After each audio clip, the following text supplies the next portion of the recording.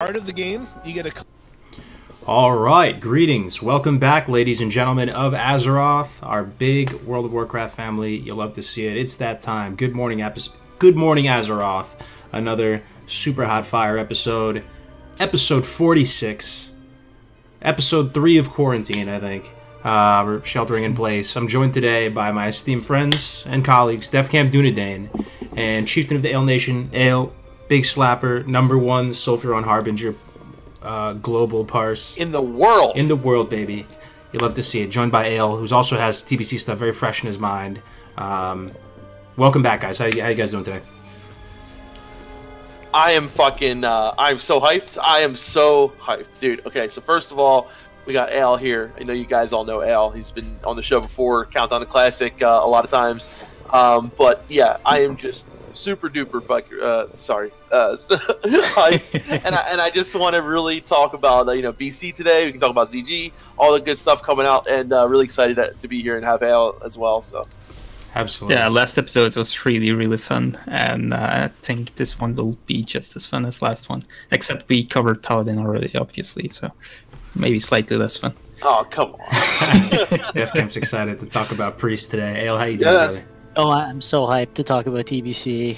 Really glad to be here. No camp today. Extra sweaty after that huge parse, so keeping it reserved. Dude, is that's what your character looks like in game, pretty much for the most part, right, Ayle? You got the Lion Heart, the rank, the PvP, armor on. You have what is that? Frostbite, and what's the other one? That other weapon? Deathbringer. Deathbringer. Yep, Deathbringer. Man, I gotta ask, Al, how does it feel to have a #1 world parse? Like, how as a warrior? Yeah, that's the thing. The creme de la creme. There's so many people up there. Like, to be that is As a tryhard, it feels pretty good. Like that's what we try to do in Onslaught. We try to push the limits of everything. Be extra sweaty, go hard, and feels pretty good. But our goal with that run was to set records on every boss, which we did. So we were pretty happy. That's awesome. That's awesome. It's just so perfect to have Ayle here, because Ayle is, very in the loop with raiding. Again, big pumper in Onslaught, and they'll be probably going hard for ZG, which we'll be touching on today a little bit, because ZG got announced, guys. You guys are excited for that. And then we'll also be, continuing our TBC discussion from last week. If you were here last week, we're basically just talking about TBC broad strokes with you guys. A lot of us, we all played back in the day, but it's been a while, right? So we're kind of refreshing our memory on everything with you guys. For some of us who've been playing on some of the TBC servers, have it a little bit more fresher in our minds. So we'll be talking about more classes today. So all that good stuff. But yeah, welcome back, Enderil. Thank you very much for the Twitch Prime, guys. So should I bless these people? Oh, please do. What are you casting on them today, Def? I think today we're gonna do a well. You know what? Let's in honor of Ayle being here, we'll and I know I've been yelled at many warriors before in PvP. Dispel me, bro. We'll just do a dispel magic, a nice dispel magic. We'll try to dispel this corona off everyone. So you guys ready? I don't want to break anyone's speakers. So turn it down if you have to, because here we go. Good morning, Azeroth. That's right, baby. We're back with episode number 46 with Big Ayle. The cleanest execution on that. It peaked out for a little bit, but not too long, and then it came down. It was great, man. Nice. Yeah, man. Well, I'm hearing some initial reports. Sorry to be this is a little off topic, but I'm pretty shocked right now. Apparently, I'm getting initial reports that Dawkins' hardcore character just died at 50-something Paladin, which means my man Dawkins is going to shave the beard and the head and go straight naked mole rat, straight Kargoz mode. You're gonna see Dawkins looking like a doppelganger of me soon. No, he did not. How did he die as a paladin? I don't know, man. We have to go back. We have to go out. If anybody has a death clip, oh my god! If anyone has the clip, please. Oh god, man, that's 50-something, man. He had apparently 10K on the line to get 60 there too. Oh, oh my god! Pull up his stream right now. He's already bald. No way! Hold up. It's done. It's gotta be true. No. All right. This is a shocking turn of events. We're about to do something real quick. Can you pull up the stream on the stream? Yeah, I'm doing it. Just give me a second. You look sickly, my man. Give me a second, dude. What is it? Twitch TV docking? Oh, I think it looks pretty good. Looks Let's badass, man. No, docking. What happened? What is this? Is it docking TV? Hold up, I'm freaking out. It's docking_TV. Oh my god, docking, no. No way, man. No. No, dude, hold up. Oh my god. Hold up. What happened, docking? Hold up, bro. No. Hold up, bro. Was that the second highest level character to die in the hardcore? Okay. Hold up. This is insane.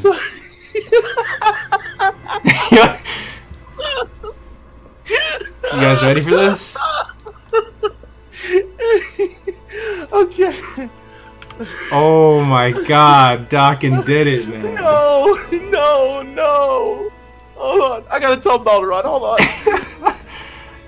Oh man, rest in peace, bro. He's a man of his word. He shaved the beard and the top part too. Oh, no. How long does it take to grow a beard like that too, bro? Probably like years. I want to know how he did it, bro. He got the freaking weed. He got the Dockin, the I hedge love trimmer you, out. bro. I love you, man. But 2 years, he said. Wow. Rest in peace. Well, I think he died at 50 something. Damn. Yo, rest in peace, Dockin, brother. Oh, he's gonna make a video of it. He said. Damn, dude. Oh my god, I can. What? That's crazy, What? dude. Not gonna lie, he looks pretty Chad. There it is. Ramos with the kind words. I thought I pulled up. I thought it was John Stats for a second. I thought we were looking at John Stats. I said, Oh, "Who is this God. guy? Is that Dockin or is that John Stats?" Yo, what are you gonna do if your mage dies in hardcore, Defcamp?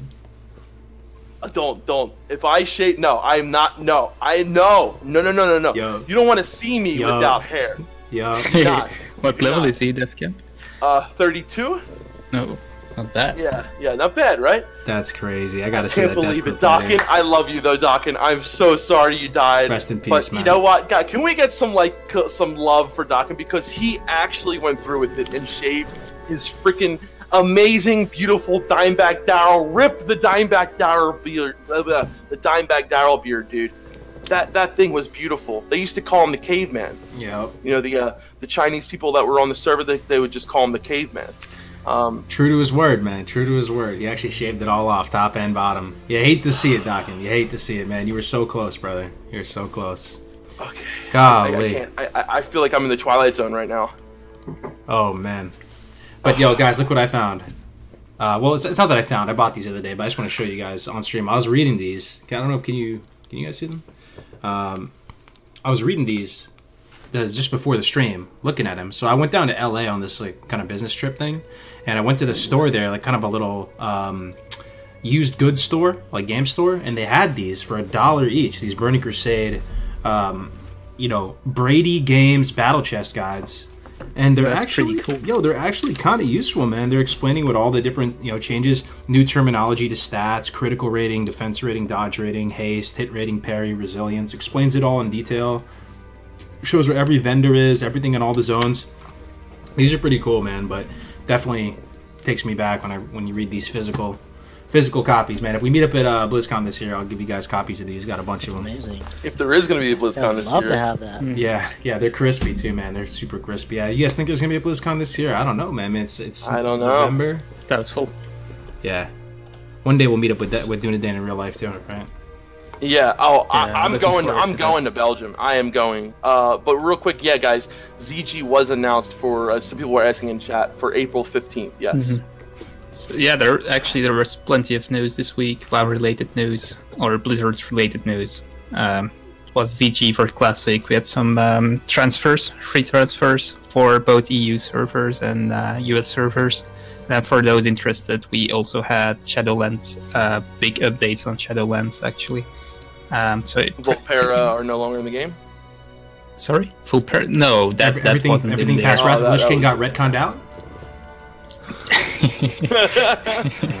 Well, I'm sorry. We're messing with you, Dunedain. No, we're actually happy to have a somewhat retail player here, guys, because it balances us out a little bit, right? It balances us out. Dunedain, please share. That's share probably with an overstatement. No. it's been over a year, I think, since I played retail, but I try to follow the news a little bit because I still have slight hope that retail will ever become fun again. But I think Shadowlands is going in the right direction. So they added a lot of actually old moves like auras for paladins, for example, and some other old spells. Basically, for all classes, they added like at least 4 to 5 spells that they used to have. Yeah, but the thing the is, old favorites too. Yeah, like Two-Hand Frost for Death Knights. Here's the thing, though. I understand that, right? And you know what? They always friggin' say this before every expansion. I know you guys are wishful thinking, and maybe I'm being pessimistic, but they said the same thing before BFA. They say the same thing before Legion. Oh, yeah, we're bringing back some buffs. They bring back Fort. They bring back this, that, the other. But it doesn't make a big difference. A lot of the things are very minuscule. They're very minor. And it's like they do it just to satisfy some people, but the feel never really changes minor, enough. Though. I understand that. I understand that, but it ends up being minor. Like, it sounds like it's going to be this big thing, and it ends up a lot of times just being this really small thing that really made no difference. The classes still feel homogenized. Things still feel... It just feels overwhelming, man. It feels like you step in there as a classic player, and it just feels so overwhelming. I don't know. It's I think that's because all the spells have way too many texts in them. So you read one spell, and by the time you read the fifth spell, you forgot what the first one did. So you basically... It procs, and it procs, and it procs, and you have 1 million things. I don't know if you saw, but one of the changes they're actually adding to this as well is that they're going to reduce the spell graphics. So a lot that's already good. Yeah, there's a lot of complaints about how there's like too much things happening. They have things that will make it so there's a lot, like kind of less stuff happening now, like half as much. So I think that's like visually. I would appreciate that. I always say that it seems like a Michael Bay movie when you get into combat, right? It's freaking explosions and lightning effects everywhere. And maybe help on the lag too. Yeah, especially that. Now they can add all the auras and all the blessings and whatever. But as long as you have that rotation where you have procs out of procs and you don't really know what's going on unless you kind of study all the spells. Honestly, it's just like that doesn't feel good. That lights up. It's like click the button that lights up, and then you know you're basically. But it's always the same thing, you know. It's rotation from procs, and you can add 1,000 spells that bring flavor. But if that core proc system stays, I don't like the class design. So that's basically. Remember before Classic came out, we kind of had a little phase where we were playing retail a little bit, and like I was trying to do some Iron Man stuff there, and you were actually raiding a little bit too. Like, how do you feel about retail? I thought we were going to keep this secret. Oh, dude, I just exposed you. But I feel like you might actually like retail a little bit. I'm not sure. Maybe not. Like, how do you feel about it? I do, but I like it. I like it for different reasons. And after playing it, I felt like it. My understanding of what it was really changed because it's not the same sort of style of game as Classic. And in my mind, they're two different genres now. Like, the retail game has moved so much. It really isn't an MMO. It doesn't matter who you play with. Everybody's just like an NPC almost.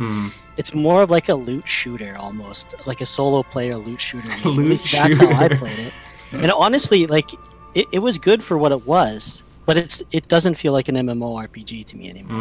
And so thinking about it in that mindset, I was able to find peace with it and be happy with it for like what it was. And it's when your expectations are something else and you don't get that, you're going to be upset. So my expectations now for it are different. I'm happy, I haven't logged in like months, but to, go in occasionally and, just blast something out and then, be done with it for a while. And as long as that's your expectation, it does very well for that. But if you're expecting that, that slow burn, community, everything that we love with Classic, you're really not going to get that. And the immersion element is usually so to go there and to expect that and to want that, like you're barking up the wrong tree. So I think play it for what it's good at, and then play Classic for what you want from Classic. I mean, I agree with you in a lot of that.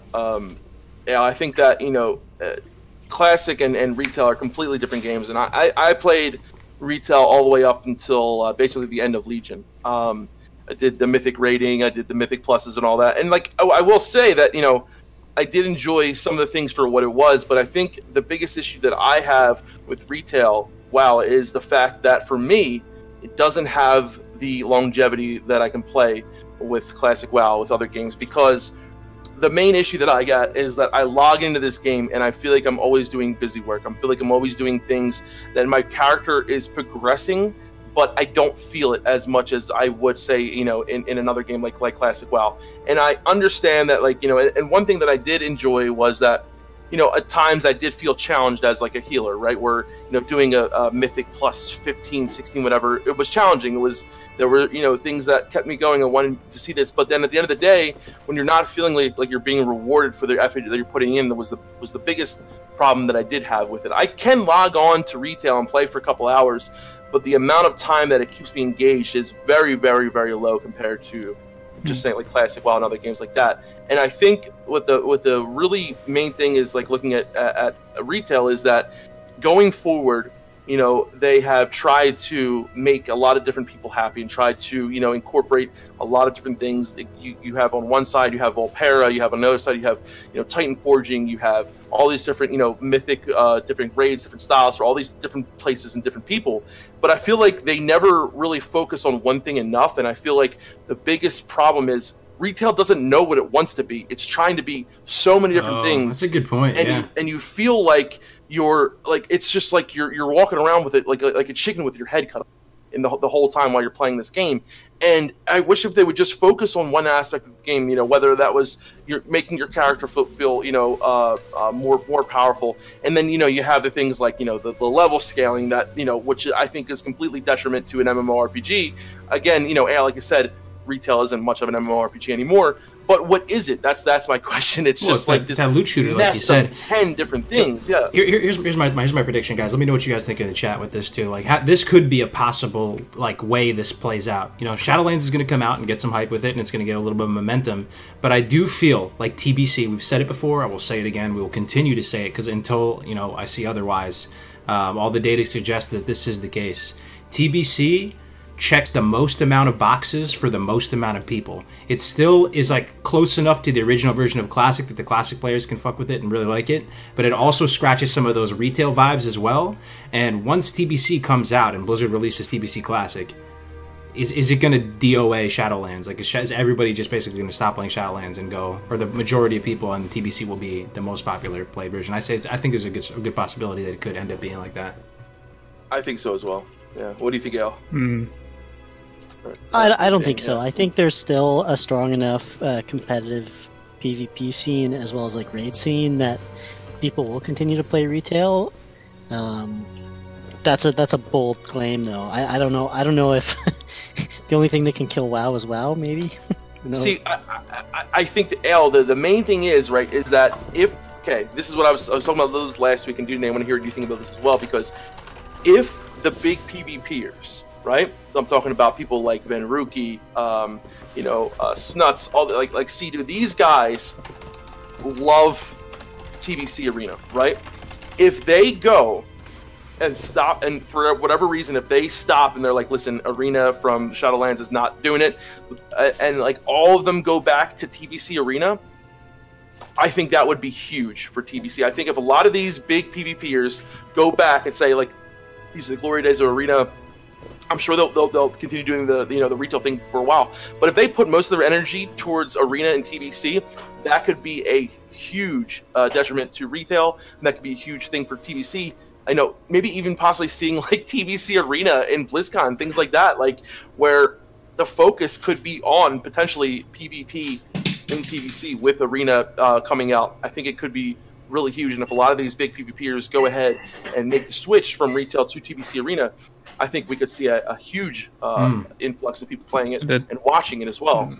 Yeah, I don't know, but I think TBC is not the best arena that we ever had, so I don't think TBC Arena is the thing that we will see big PvPers come back to, at least not for esport events. Interesting. Very spicy take there. Yeah. So you think the TBC Arena players, because a lot of PvPers went from retail to Classic, tried out Classic, and lost interest and like went back to retail, right? Because there was no Arena. Exactly. You think that same effect might happen with the retail Arena players now? They will come back, try TBC Arena, and go back to it then? Yeah, I think if you want like the high the best area for Arena, in my opinion, was probably Mist of Pandaria, but I liked Wrath of the Lich King more, so I'm gonna say Wrath of the Lich King, arena-wise, that is. And I think TBC was cool because it was new, Arena was new, everyone tried it, and people didn't really know yet. They learned, of course, but didn't really know what was good and what wasn't, but the balance isn't really good in PvP in Burning Crusade, so I don't think it will have a good shot at esports events. That's my 2 cents. That's really interesting to say because a lot of people say, like, with Classic even, the game is different because the players are different. How is that same lens going to apply to TBC, right? If one class is strictly known as the best, say, like in Season 4 Rogues, or say, does that mean that all arenas are just going to be rogues and then it won't be fun? Like, is everybody going to min-max arena so hard that they're only going to play what's good? That could come up if the balance is off, right? I see. So that's interesting, right? Because and we see this a little bit on private servers, right? Where I think something interesting is a lot of people are still learning, even when it comes to arena PvP. There's still some things that I even see, and I'm like, holy shit, this comp before I didn't see it that much in BC, but now I'm seeing, like, the Red Resto thing. Like, I'm seeing a lot of people playing this comp. I'm seeing a lot of people playing different comps, and comps that primarily back in the day people didn't do, getting to a really high rating. I think when it comes to retail arena, right? I think there probably is more of a balance, definitely, that goes on there with. But then again, you have a lot of people who say, okay, Monk is the best healer class because it has the most, movement. They're able to, move around much more than other classes. And I think, when it comes down to it, we're going to see people playing classes and specs that, primarily are the better. But I think a lot of people underestimate, TBC Arena. I got to say, it, in my opinion, it's not the most balanced. It's not the best, right? There are some issues, but I think honestly, it has some of the most surprising matchups that you will see because there's so many different abilities. There's so many different tactics that you can use, and the fights can be explosive. You can have two DPS against a healer and a DPS, and you can have someone who utilizes something so much better in this one instance where you have. Obviously, Resto Druids are amazing in 2v2 with Warriors, but Resto Shamans surprisingly are good. You have Resto Shamans, they might not be as good with Hospital, they have Bloodlust, they have, in things in Arena. So I think there's a little bit more of a surprise element in TBC where things can actually, I think, still have an ability to learn and have new metas. Even though people have been playing TBC for a long time, I still think we're going to see a lot of. I think so too. I really want to piggyback off this, guys. First of all, Alive, shout out to you, Alive. It was so fun doing that with you the other day, bro. Good to see you in here. Fitch T, thank you for the bits, guys. Awesome, type something in chat if you're alive right now, because this is it's funny that Alive's in here, but this is a point I want to at least throw out there and to pause for dramatic effect, because this is something that you hear tossed around a lot. I want to get it out there and marinating in our minds. So Classic WoW, Vanilla WoW, private servers, Nostalrius, Elysium, Chronos, all these things, right? We started Classic WoW with close to next to perfect information about the game. The values were a little bit off, but it was already extremely theory crafted and stuff like this. The point I'm making with this is that TBC in a 2.4.3 environment, there is way less theory crafting. There is way less fresh understanding of the meta and exactly how the classes function and operate. So I don't know. People say 1.112 is one of the most balanced iterations of the game, point blank period. All the classes are in a really good spot. I don't know if the same holds true for 2.4.3. Do we know the meta? Is it fleshed out 100% in its entirety? Was there a really high quality TBC server in the past that had values that wasn't the fun server, that had everything scripted properly and all this? I think hopefully with TBC coming, there's going to be a lot of unexplored terrain to cover, even though we know some of the broad strokes of the classes. Well. Yeah, I think, honestly, the amount of abilities that you have in TBC, for some classes were the most in any other, wide range of abilities, right? You have people going in as Moonkins who, something that's really, cool is with Druids. You can go into there as a Moon spec and still be a great healer, still utilize, so many different things up in your tool set, as far as priests and warlocks, and so you have so many amazing different things where you're using your whole toolkit, right? And it's similar where in Arena nowadays in retail, you know, you can go in there, you can switch your talents out for different things. You have more options a lot of times when you can really, you know, look at your PvP talents and things like that. However, in TBC, you have something I think that I like a lot better, whereas, you know, mana is much more a resource that needs to be guarded, and if you can get a drink and get out of combat, things like that. And yeah, there is no time limit. There's no you know, diminishing returns on the heals, things like that. So you get these really sometimes long games that are so just, you know, every little thing you're mismanaging. And I really do believe that TBC Arena has the capacity to be, you know, just as in depth. And, you know, we all see how those really big pumpers who do classic PvP with all the different trinkets and engineering items, you know, the thought process that goes into it is amazing, right? So I honestly do think there's just as much of a skill cap, maybe not, you know, as far as like talents and things like that. But when it comes to, you know, comps, and when it comes to, you know, exploring every class and their abilities, I think there's almost as high as a skill cap ceiling as there is in retail today. So I'm excited. I'm excited to see what can be done. You know, I played a lot of Arena back in the day, and yeah, there was a lot of, you know, rogues and priests and mages, but I think with the knowledge comes, you know, some people trying out some new things. It's going to be really exciting. Well, I said it wasn't really balanced, and I stand by that. But I thought a little bit about it. It's not that it's not fun to watch if everyone is playing the same comp per se. Let's say 90% of the people play the best comp there is around for a certain bracket, and you have the 10% trying to beat that. That's also something interesting to watch. I mean, doesn't retail kind of do that too, though? I mean, I guess so. I'm more like thinking of StarCraft, for example. There was an area where Terran were like the most OP class, and everyone had played it, and then you had that 2 or 3 Zergs in the tournament and 1 Protoss, and then they ended up winning the tournament. I mean, that's also kind of interesting in a way. It's different though. It doesn't necessarily mean bad, but I still stand by the point. I don't think it will be the most watched PvP scene. I don't think.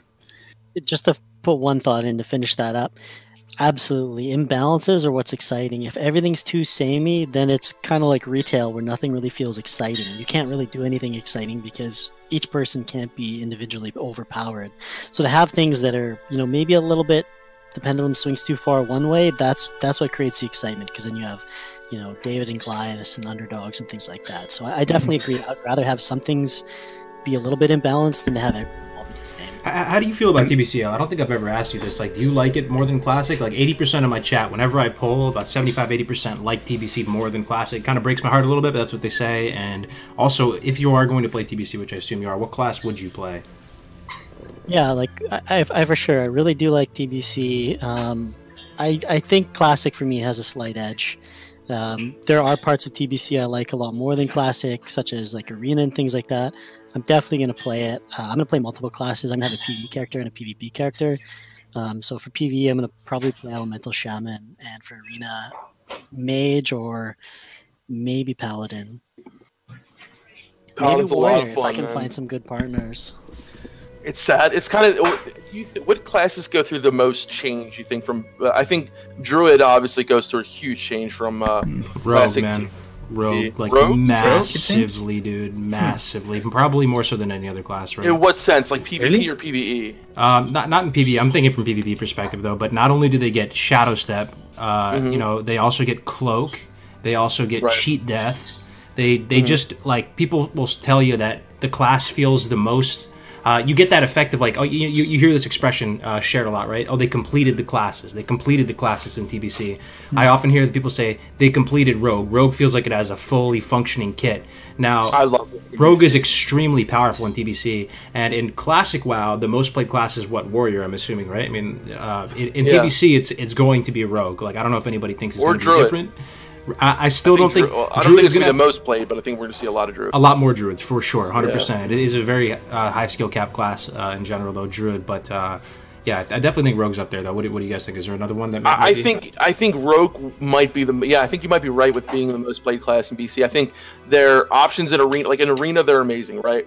In a lot of comps, you can't go wrong with a rogue. The amount of CC, the shadow step kick, like just so many amazing plays. I love this skill cap to play a rogue, okay, like mediocre is not that hard, but to play a rogue really well, like reckless level well, right, is an amazing thing to see. However, I think there's some other classes maybe that might go through. Rogue go through a big change. I was thinking though, like how druids go from like being one of the worst healers to being one of the best. They go through a pretty getting cyclone. Getting life bloom, and rogue does have a lot, but look at hunters, right? Hunters go from being a pretty lackluster DPS to being an amazing DPS with beast mastery. You get paladins, you come in there with and ret becomes somewhat viable. Not too much of a change there, but I think rogues, druids, hunters. I'm trying to think what else really has a big distinct change to it. I feel like not really rogue. I wouldn't say rogue. I would say hybrid classes will be played more because the prospects become viable now. Right. People know that already. So I would say paladin, shaman, druid. Druid probably less than the other two, but I feel like paladin and shaman get some real hype here. Get ready for the Blood Elf paladins. There's going to be a ton. There's going to be so many, and they're so good. First of all, Arcane Torrent, amazing in PvP. It's just so good, dude. And AoE silence, right? Seal of Blood for PvE is amazing. And I know for a fact I'm making a Blood Elf Paladin. It's not as your main though, right? You're still going Priest, man? Not as my main. My main is going to be Priest 100%.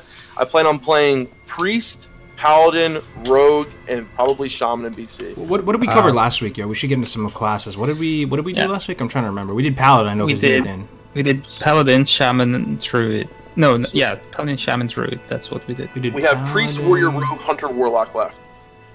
Okay. And I'm ready to talk about Priest if you guys are. And Mage, yes. So we did Paladin, we did Druid, you said? Druid? Yeah. And we did Shaman. Oh, we didn't get through that many last week then. Okay. We basically did the three hybrids.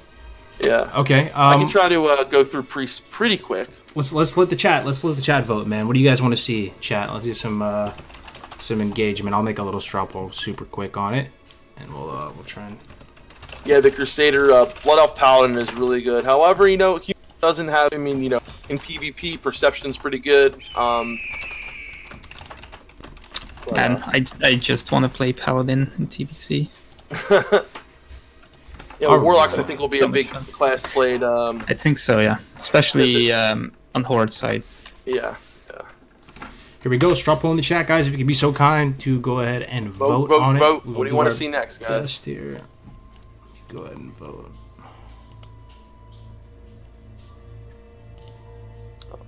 Come on. Yeah, Priest is looking... Ooh, very split. All classes. Priest and Warlock are tied. Oh, God. You guys aren't making this easy, chat. Alright, we're going to take... Breaking my heart. But we gotta do Warrior on here today. 20, oh, absolutely, 21. absolutely. Priest is there. Alright, we're gonna give it 10 seconds. 9, 8, 7, 6, 5, 4, 3, 2, 1, and refresh. Warlock, okay. You take it away, Kargoz. Alright, let's see what we can do here for Warlock. Let's pull up, Seed of Corruption. Yeah, let's pull up the talents. Should do that. I'll try and blast through it. Not take up too much of your time, guys. Here we go. TBC Warlock. Again, this is just the light and polite guys. Where not a TBC big brain myself. Did play back in the day. Didn't play Warlock back in the day, but pretty much one of my best friends to this day, Max, who's Max the Ripper in our guild. He transferred to Incendius, unfortunately. Long time childhood friend, best friend type dude. He always played Warlock. He played Human Warlock in TBC, and we were in Kara week 1 together.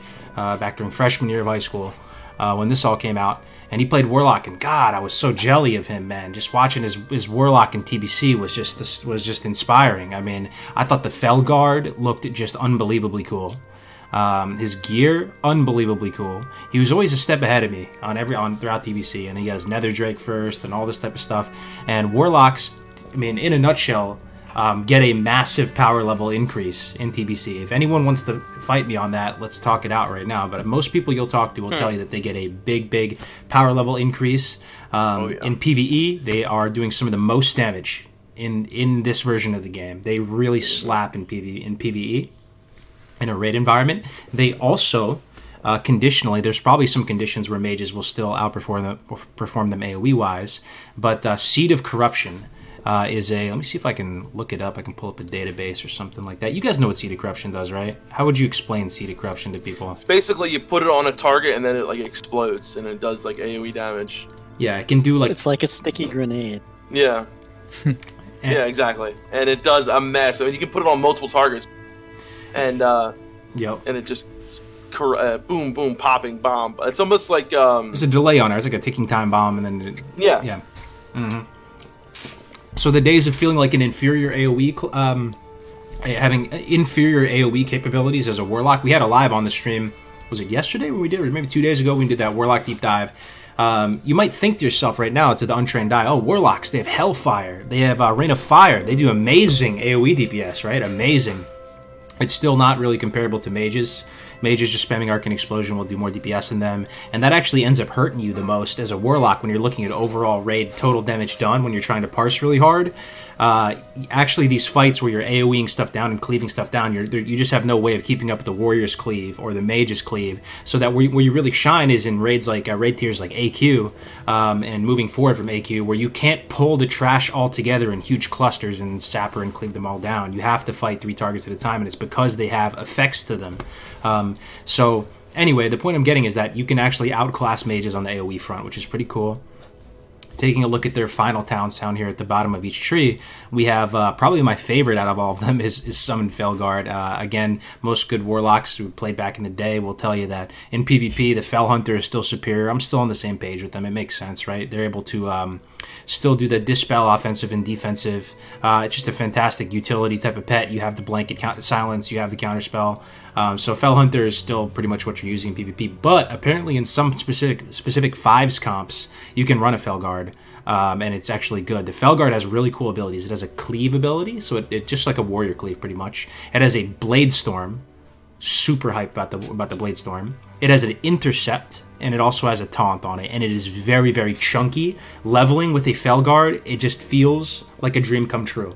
The thing slaps so hard, you don't even need to use the taunt ability because it's just raw damage is holding the threat from the mob like very, very well. So Felguard, very, very cool. Unstable Affliction. This is something that is a very powerful damage over time. So it says Shadow Energy slowly destroys the target, causing 660 damage over 18 seconds. In addition, if the Unstable Affliction is dispelled, it will cause 990 damage to the Dispeller and silence them for 5 seconds. So annoying. As a priest, this is probably very, very troublesome for you, right? You know, the thing I'm looking forward to most if I do end up going Warlock, which I 99% will be the whole Hots and Dots type of team. I can't wait to find a good Druid or something where we can just, attrition out teams and throw up. Or Shadow Priest Lock is good too, man. Yeah. What about trees? Shadow Play, Druid, Shadow Priest, Warlock?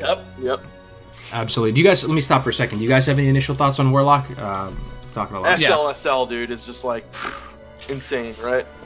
I don't know a lot about Warlock. I never was interested in playing one in vanilla, but in TBC it's actually not on top of my list, but it's in the top half of my list. So that's something, because it's not a class that really suits me fancy wise, but I really just like all the different abilities, the talent trees. The Shadow Play is something I would like to do in the arena, and for that reason alone I would probably try level up a Warlock. And I like Destro. I don't know if Destro is good in PvE. It's apparently the best spec. That's what you use in PvE. I don't know if in PvP. That's amazing. Yeah. I don't really. Sorry? I'm sorry. Well, demonology is not my thing, but Destro is. If I want to play caster in PvE one day, it's probably Destro Warlock over any mage spec, I think. So yeah, Warlock really does it for me in TBC. I like it a lot, and kind of interesting. It's probably top 3, top 4 for me. That's what's up. I used to watch this guy called Kobrak, and he used to play like Destro in PvP in like every expansion, and he was like really good at it. I remember Kobrak, yeah. Yeah, I remember that dude. Absolutely. So there's the SLSL build, the most feared probably build that there is. Yeah, this could be incorrect. I haven't exactly got the exact spec down, but the point I'm trying to make here, guys, is that you have enough points in a TBC environment to go deep enough down the Affliction tree to pick up Siphon Life, which is an awesome thing in PvP to have, and Soul Link as well. So you're just a very, very chunky, very, very chunky Warlock. You're very beefy indeed, and this would be something like this would probably be my preferred spec. You have some really nice talents like Demonic Resilience, reducing the chance to be critically hit by melee and spells by 3%, reduces all the damage your summoned demon takes by 15. So this is like Resilience, like it's similar to the Resilience stats, but most classes have something like this. They have these PvP talents nestled down there, like tier 6 or yeah. Just quick, I see that you don't go to the 41 talent, and many people say in TBC specs are worse than in vanilla, because in vanilla you can do those hybrids like you do here, and in TBC you're kind of forced to go to the 41 because it's basically always a very good talent. But now you did different, and I like that. So what's your take on that? Well, it's good. You're really you can't have that much of your cake and have that and be able to eat it too. So you're not going to be able to get this 41 talent and also get Siphon Life if you're going to get Soul Link. I don't think you have enough points. Also, you're not really using Fel Guard, and you're going to be using your Fel Hunter. So this is kind of negligible, this talent, if you're going to be doing 2s or 3s or something like that. But yeah, I still think in TBC, right, guys? I don't know. I mean, you still have these hybrid specs, right? I mean, correct me if I'm wrong here, but I feel like, you guys know your own classes. For some classes, a lot of classes go down, like Dunedain said, to the last talent point, but it's very rare sometimes where you have a class that doesn't. So it's interesting that Warlock is one of those. For Paladin, you kind of have to, if you go red or protection or holy, it doesn't matter. You kind of have to go to the last point, except if you want to try something like Shockadin, I guess, then you can do something different. Yeah, like Priest, for you want Circle of Healing for Holy, you know what I mean? So someone already pointing out a nice point is to get 1 point in this thing to the left of Siphon Life. Interesting. Shadow Embrace. Your Corruption, Curse of Agony, Siphon Life, and Seed of Corruption spell also cause Shadow Embrace to affect the Shadow Embrace effect, which reduces physical damage caused by 1%. I feel like this is something that would be Dispel fodder. So you throw up your buffs and you get an extra thing. I'm not sure if you can Dispel Shadow Embrace, but that's probably why, the fact that you're pointing that out. Yeah, so again, I haven't really played Warlock in TBC. I'm on Endless right now as a Druid, as a Night Elf Druid. So I'm very much looking forward to playing a Warlock in TBC. It'll be 99%, what I'm going to go. It's either that or Druid. I'll probably level both at some point, but I do want to continue on my Kargoz character in the TBC. I'm very, very excited about. So yeah, let's see what else I can talk about on Warlocks. The sets look phenomenal. Dude, the sets, all of the sets look insanely cool. I'll pull them up here in a second. Destruction, I don't really know how good Shadow Fury is. I'm really not sure. I feel like you raid as Deep Destro, right? So you got to be using Shadow Fury as an AoE type thing. It's I'll read it for you. This is the final talent here in the Destruction tree. Shadow Fury is unleashed, causing 357 to 422 shadow damage and stunning all enemies within 8 yards for 2 seconds. So if you're pulling trash or you're doing cleave, I feel like this is something you probably cycle into your rotation. I know that you don't really go Destro for PvP though, so again, I'm not exactly sure how super amazing this is, but let's see. So PvE, couple steps up. We damage wise, maybe not utility wise, I'm not sure, but your damage definitely goes up in PvE. More AoE damage, more single target damage. You start slapping really hard. Is it safe to say they're a tier 1 DPS class in TBC? Oh, definitely. Yeah, definitely. Together with Hunters early on, and I think Warlock stayed for the entirety. Yeah, basically. Yeah, very strong. And early on, originally in TBC, the early seasons, they were also very, very strong. And I think at some point they added changes to resilience to hurt dots, so they became kind of less strong as the expansion went on, but originally they were just beasts. Yeah, so we will be launching in a 2.4.3 environment, so that dot effect, because resilience, if you guys don't remember, I recently remembered this, resilience will actually reduce dot damage as well, and also drain effects as well. So like a drain life or a drain mana will also reduce the efficacy of those as well. So I have this. There's this amazing content creator out there. He doesn't talk or anything. He just goes straight matter of fact type of content. But he does. Where is it? Here it is. His name is Protcow. Oh yeah. And he has a really good video that shows. I'm not going to play the whole video, but I'm just pausing it under Here we go. Yeah, so here's his this to supplement my small brain here. I want to read some of the points he has here. For Affliction Warlock, Shadow Embrace, which is interesting. We're just going through this. So so Affliction Warlock does have some utility to a raid environment or a party environment, increasing physical damage caused by 5%. Also in TBC, there is someone said in the chat last time, what is it, 40 debuff slots or something like that? Some absurd amount. Where it's so crazy. Yeah, it's a lot. Yeah, it's a lot. Malediction, increasing the damage bonus effect of your Curse of Elements by 3%. Curse of Elements, that was there before. Soulstone. Ritual of Souls. See, this is why I love you, Broadcat, dude. Remember the freaking Soul Well? The Cookie Well, whatever you want to call it. Everyone get a Hellstone from the. Yep. Yeah, I mean that's nice. That's nice. Same with the Ritual of Refreshment for the mages, dude. That's super clutch. So you got that. Demonology, we have Imp IS, we have ISB, we had that in WoW and Classic. Let's see what else. And then he has for Destruction, Nether Protection. After being hit by a shadow or fire spell, you have a 30% chance to become immune. Interesting. Soulstone. All right, that's about it. So I think that's it for Warlock. Last thing I want to do is I want to pull up their armor set real quick. Tier sets, yeah. Because they look amazing. Oh. THC Force Ghost with the big dono. Man, dude, Force Ghost, keeping a roof over my head for real. Thank you very much, dude, for the 50, bro. Thank you very much, dude. Love you, brother. Yeah, the big supporter of the channel, man. Big THC Force Ghost, man. Great info, guys, supporting the community and F's in chat for Duck, and what a great run we read hard. I think I found it. You man. Let's see here. I think I found it. Okay. Stand by. Oh, the tier set? Yeah, just pulling up the raid sets right now, so we can take them. Warlock tiers are... Give the one with that crazy headpiece, though. What's it, tier 4, you mean? With the Void Walker looking headset? Yeah, I think so, yeah. Okay, where is it? Hold up, a little bit slow here. Okay. Alright, we have it up. Scroll over to the right.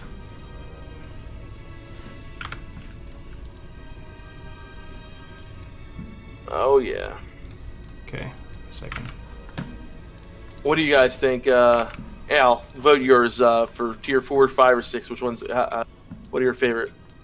For Warlock, definitely tier 6. I think everyone's gonna say that, isn't it? I mean... If you see it in action. I like tier 5 best, actually. Do you remember the wings, though? Yeah, I know the wings. Mm-hmm. Yeah, I know. I never really liked the headpiece, honestly. Alright, here it is. I don't know if you on gnomes. I hate that headpiece on a... But you hate gnomes, so... Yeah, it's just so big on their stupid little heads. Well, they all are definitely very distinct from everything else, which I like.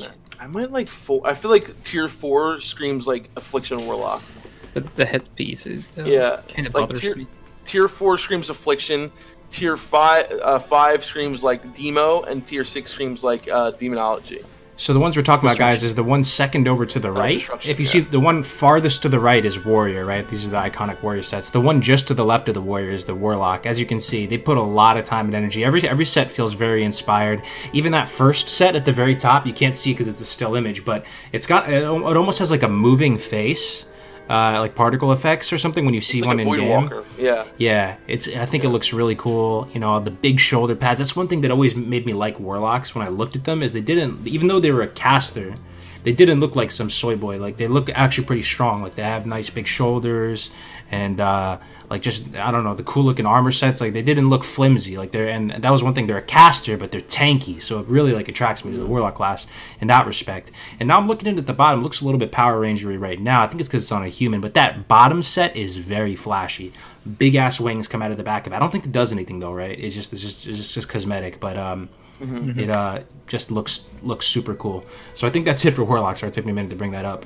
What else? Is there anything else I should cover on Warlock? PvP, PvE, leveling, very strong. Yeah, I think we covered it. Yeah. Yeah. Okay. Seems good. All right. So we're doing. Let's see here. Priest was the next one after. We'll do Priest and then Warrior after. Hopefully we can get through all that. So I think Hunter was in top 3 as well. Yeah, I just want to get at least Priest and Warrior, just because we have the subject matter experts here. So we're going. Okay, so let's warm the people up to Priest, Defcamp. Like, what should they know about Priest going into TBC? Well, I'll talk about how first, like, why Priest spoke to me. So I was playing my rogue. Playing my rogue most of vanilla, and seeing a Priest a lot. I was like, kind of want to try healing. I really love Shadow as well. And I started making my Priest towards the end of vanilla, and luckily, when TBC came out, and I completely fell in love with this class. So one of the main things that you'll see from vanilla to TBC is, Shadow becomes a lot more represented. I feel like Shadow is in a much better place in TBC than it was in vanilla, right? So let's talk about Shadow first, because that was my first experience going Shadow. Shadow, an amazing leveling spec in vanilla, and an amazing leveling in TBC as well. So obviously you still have Spirit Tap. You get 100% Spirit regeneration after killing a mob, which just never basically have to drink.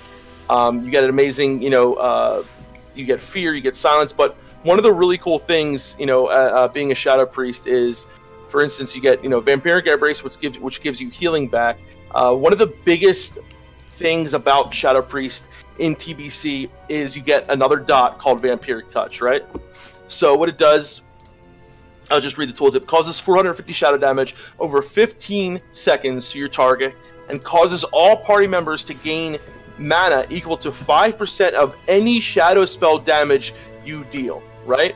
So all the shadow damage you deal, whether it's from Mind Flay, Mind Blast, Shadow Word Death, which is another thing you get, Shadow Word Pain, all that damage you're doing is getting 5% mana to everyone in your group. So imagine having a Shadow Priest with Vampiric Touch, you have a Shaman, say, with Mana Spring Totem, and say you have Paladins now as well with Blessing of Wisdom. That's so much mana you can get back, at one time, and you can go much longer in fights. Shadow Priests are very much wanted for this reason. Now, so can I ask? I think I remember that your wand, if it's a shadow wand, that works as well. Is that right? So it does not do. It does not do that, as far as I remember. It does, however, benefit from shadow weaving. So if you have shadow weaving up on the target, it will give you the extra damage from that. But so a shadow wand doesn't work back from Vampiric Embrace or Vampiric Touch, as far as I remember. But yeah, Vampiric Embrace as well. So that would be the healing. So another big thing about Shadow Priest is like a reason why they're brought to raids up big time is because they increase the shadow damage over Warlocks. I remember Warlocks do a shit ton of damage in BC, right? So you're getting 10% of your spell damage increased with with Shadow Weaving. Right? So your shadow damage spell have a 100% chance to cause your target to be vulnerable to shadow damage. This vulnerability increases the shadow damage you deal by 2%, less 15 seconds, stacks 5 times. So it's 10% right there, right?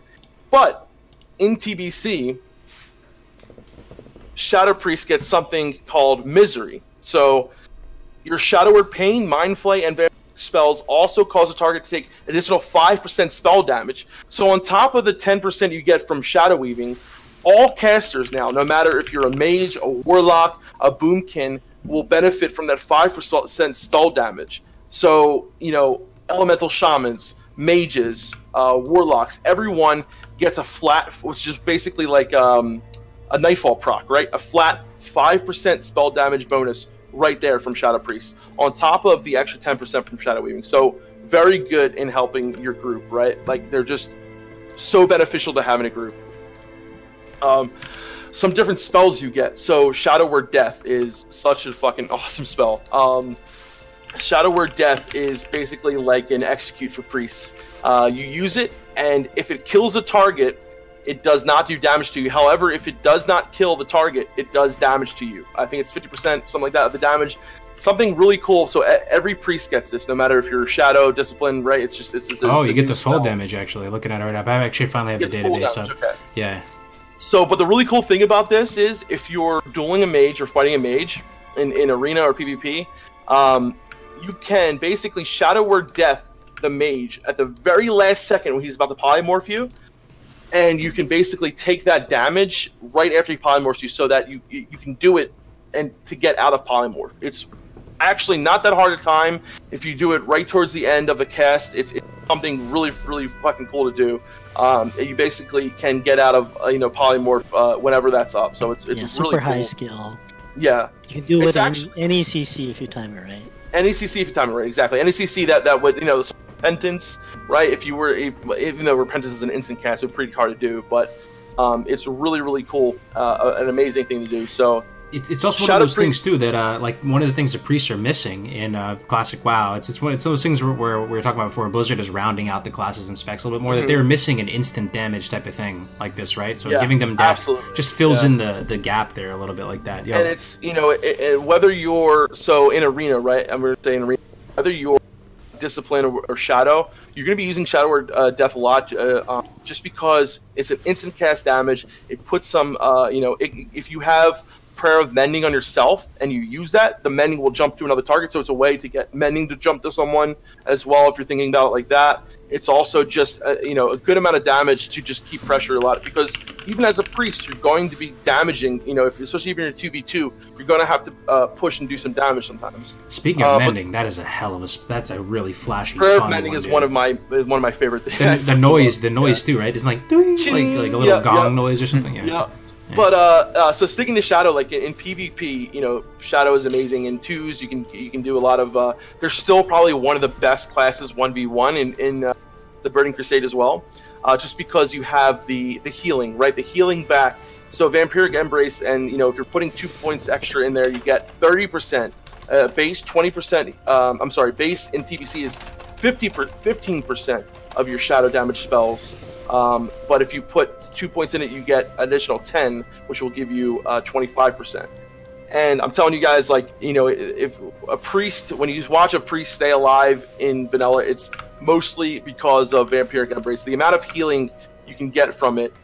So in vanilla, it is 20%. So they get actually a little bit of a nerf to it in TBC. You lose 5%.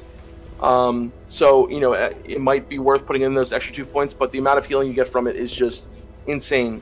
You also get Shadow Fiend, right? This is so nice. It's basically pet class pet class confirmed. Yeah, right. It's basically a little shadow pet that whenever it hits the target, it gives you mana back. And I'm trying to remember the exact amount of mana. I'm going to see if I can pull it up right here. Shadow Fiend. Is the damage negligible? Is it like a meme? The damage is it is not negligible. It's almost like dot.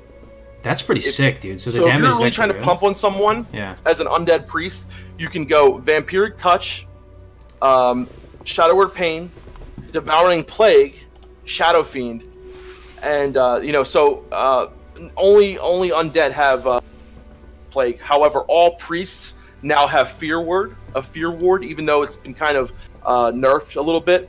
But all priests now have Fear Ward. However, there are other abilities like Chastise, for instance, is something that Dwarf gets, which is really cool. It actually and Draenei. And Draenei, it roots the target in place, basically making them not able to move. Did you know about this one, Ayle? No, barely anybody knows Chastise, about this shit. Yeah. It's crazy. Yeah, that's one thing that you should mention is that all the priest racials get kind of readjusted during TBC. Yes. So every priest gets Fear Ward, and due to that, dwarfs actually get chastised because and Draenei, always got to shout them out. Yeah, and they also still have each priest class or each priest race gets 2 different, well, some of them are the same racial abilities, which is really cool. Yeah, and they also have the self heal, which is just Desperate Prayer. Desperate Prayer, which is really nice, for healing, and even as a shadow priest. But shadow is just absolutely insanely powerful in TBC. It's amazing in PvE. It's amazing in PvP. Your Shadow Fiend, all your different flavorful abilities. If I were not so in love with Holy, I would probably go Shadow, just because I really feel like they gave it a bit of an extra umph. You can do a lot more damage in the Burning Crusade than you would have in your mana regeneration is a lot better, especially with having Vampiric Touch. But Holy, so. Well, one thing on Shadow, real quick, I wanted to point out is that in Classic, Vampiric Embrace, whatever, it heals people in a party based on based on the damage you do, shadow damage you do, right? All I'm saying is in TBC, the amount of mana, I think it's mana you get back or something, like, is directly related to the amount of damage you do as well. Vampiric Touch. Yeah, so it's 5%. It's 5% mana equal to your shadow spell. So the more shadow damage you're doing, the more mana you're getting. So you're probably going to gear really fast as a Shadow Priest, because if you're trying to like loot council or whatever and allocate gear so it makes the most impact, gearing your Shadow Priest out helps the raid a lot. Like there's a direct incentive to gear them out, because the more damage they're doing, the more mana everyone's getting, the more healing everyone's getting, and then So and 5% might not sound like a lot, but you got to think about it. If you're doing, your Mind Blast is hitting for thousands of damage, and all your dots, the mana really starts to add up over time. Especially when you got to think now you have Blessing of Wisdom, you have Mana Spring Totem. All these things added up is a lot of mana coming back, and it's really, really, really beneficial to the raid. Really nice. I love a nice Shadow Priest in raid. And they can do a pretty decent amount of damage. I remember I spec Shadow and Zolomon, and I was doing ZA, and I was like the top DPS in that group. The other DPS weren't that great, but from what I remember, I thought Shadow was like one of the lower DPS classes, a little bit like Boomkin, like we discussed. So here's the thing: it's definitely on the lower end, but the lower end has been pushed up a lot more. Yeah, definitely. You know what I mean? It's nothing like vanilla, but it's more like a mana battery. It helps everyone else, just like Boomkin buffs the group in the raid. Shadow Priests does the same thing. There are some times where you might see a Shadow Priest doing. I mean, they do not as bad as it was in vanilla. So and there's some cool raid builds as well built around them. Like you can actually run multiple arcane mages with Shadow Priests that will really buff their damage because they're so mana hungry. There's certain things like that where there's times that like having a Shadow Priest with other certain specs will greatly increase the damage that your overall raid does. And remember, they're not just giving your group mana back; they're giving every caster in the raid. No, it's raid. Is it raid? I thought it was party. No, yeah, it's a debuff on the boss. Right. Misery. I'm talking about Misery. Misery and Shadow Weaving are debuffs on the boss, right? Yeah. So Shadow Weaving is, like I said, it goes up to 10%. But Vampiric Touch is just party though. Right. Yeah, Vampiric Touch and Ember is just party. However, the debuffs they put on their boss is Shadow Weaving and Misery. Misery is a flat 5% spell damage to every class, no matter if you're a mage or anything, right? It's 5% spell damage. And then on top of that, they also give 10% shadow damage with Shadow Weaving. Well, and Shadow Weaving in vanilla is 15% though, isn't it? So stacks 5 times 10%. Hold on. Oh, is it 10% in vanilla too? Someone will know. No, it's 3% every. So it's 15 in vanilla. It's 15, so they did kind of nerf it a little bit, but you still get it through Misery anyway, though. Yeah. So you get the same amount. So it's better for basically like other classes. You know what I mean? Yeah. So Warlocks still get the same. They still get 15%, but all the classes get 5 as well. So makes sense, yeah. When you add it up, right? So okay, let's go to Holy real quick. So this real quick, Holy Priest in TBC is by far my favorite spec in all of WoW. Really? I absolutely love it. I love the way it plays. I love the healing. I love everything about it. Favorite talent in the Holy Tree? Is it Circle of Healing? Circle of Healing, dude. Circle of Healing, absolutely. It played Holy TBC too. Oh, did you do it? Oh, yeah, you said that, huh? Yeah. So I'm gonna just run through like my spec real quick. So if you want to pull up the talent as well on stream, we got talents up. Okay. So what I do, and now remember, so healing focus is great, but remember we will have paladins in our raid, so you're going to get concentration aura. So healing focus isn't as important as it usually was before, because now we have paladins with concentration aura, which will help with the pushback as well. So you could go ahead if you want to and put your first 3 points in improved renew. I'm just going to do this for like a say a raid for. Show us your favorite spec in the history of WoW. Yeah, this will be my favorite. So we put 3 in improved renew, 5 in holy specialization. All right. 5 in Divine Fury, which reduces the casting time of your Smite, Holy Fire, and your heal spells by 0.5 seconds. Hell yeah. 1 point in Holy Nova, just because Why not? Oh it's yeah, why amazing. the hell not? Awesome spell. 3 points in inspiration increases your target's armor by 25% after getting a heal. That's why it synergizes very. Was that in Classic? I thought this was a Shaman thing in Classic. Oh, it was, okay. Shamans and priests are the only ones who give the 25% buff. Gotcha. So then you're going to put 3 points in improved healing. You are going to put 1 point in Spirit Redemption, and here's why. Spirit Redemption no longer just gives you Spirit of Redemption. In TBC, it also gives you 5% base, 5% Spirit. So I just had the vanilla. That's awesome, man! I didn't even know that. So there's a passive benefit. If you read it, yes, you get increases total Spirit by 5%, and upon death becomes a Spirit of Redemption for 15 seconds. So you're getting that 5% Spirit, which also synergizes great with the next thing we're going to go is 5 points in Spiritual Guidance, which increases spell damage and healing by up to 25% of your total Spirit. Then we're going to put 5 points in Spiritual Healing, which gives you a flat 10% increased healing to all your healing spells by 10%. Now, this is one of my favorite things. You getting Lightwell? You're getting Lightwell, aren't you? No, we are not getting Lightwell. We are going right left of Lightwell. Fully for this, Kargoz. What's that? You have a clear casting now as a Holy Priest. You have a 6% chance to enter a clear casting state after casting any Flash Heal, Binding Heal, or Greater Heal spell. The clear casting state reduces the mana cost of your next Flash Heal, Binding Heal, or Greater Heal by 100%. So yeah, Pallies have Illumination, but technically, priests are the only healers that have a clear casting proc like this. Other classes have other ways of doing it, like paladins like have illumination. But getting that clear casting proc on a holy priest is one of the most amazing things. Clear casting now you can use a max rank greater heal if you want to. It's just wait. Here's one question though for the chat too and everything. They did nerf downranking a lot though in TBC, which is something that I'm honestly not a fan of. I think I actually like downranking. A lot of people hate it. Here's what you do as a priest, pretty much in BC. Okay. You use rank 1 greater heal and max rank greater heal. There's really no need to go in between there. Rank 1 still has a lot of HPME. It's a low mana cost with high yield. Especially when you get still downrank you still downrank with greater heal, yes. Because especially once you're over about 1,000 healing power, which is pretty easy to do in TBC, that rank 1 greater heal is still very, very, very mana efficient and has pretty high HPME. So you still use a rank 1 greater heal, use a max rank greater heal sometimes, very rarely. Rank 1 greater heal is actually your biggest go-to heal in TBC as a priest, because.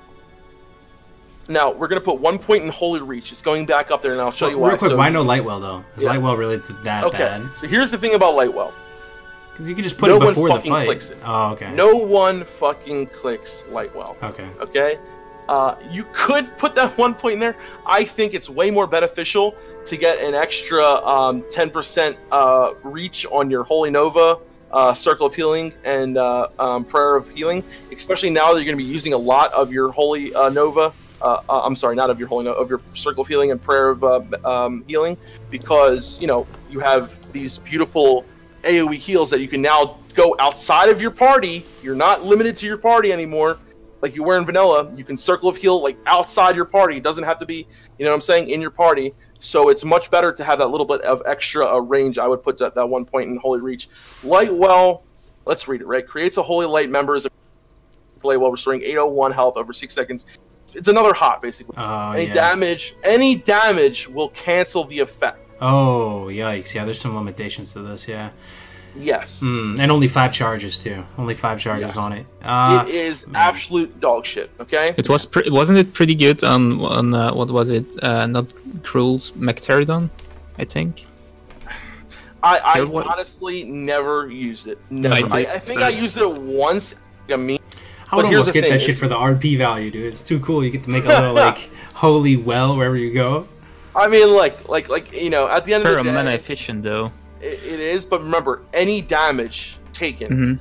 I think it was Martyrdom, but I might be wrong. But I think there was a boss where you had to go out of combat for like a few seconds. Yeah, I mean, you're honestly better off putting a renew on someone. Like, why not just? Yeah, it's mana efficient. No one clicks the Lightwell. It's also GCD efficient, right? But I remember the big issue with Lightwell, I think it was kind of the design of the spell as well, is that either nobody clicked on it, or one person clicked on it 5 times Exactly. and then all the charges Yeah. because it puts a HOD on you, right? And so you Yep. don't really notice. There isn't. I don't remember there being like a really great sound effect. No, to notice it's it. like it's kind of like it's very very like unknowing. So people would often like double click, triple click, or just click until it was gone, and just eat all the charges, and it was just a huge. What if you were a priest and you said no one touched my light well, and before the fight starts, you throw it down right next to it. It lasts 3 minutes, so it'll be there for the whole fight. And anytime that it makes sense where you can get 6 seconds value of the hot, like where you just don't have to worry about your own health. I honestly think you're going to get more value out of that 1 point with Holy Reach than you with Holy Reach. Okay. Just because, in my opinion, in my experience, I've healed a lot in BC. I did every raid. Having that one little point in Holy Reach that's going to give you is going to be way more beneficial than fucking Lightwell. I'm telling you guys, no one clicks on it.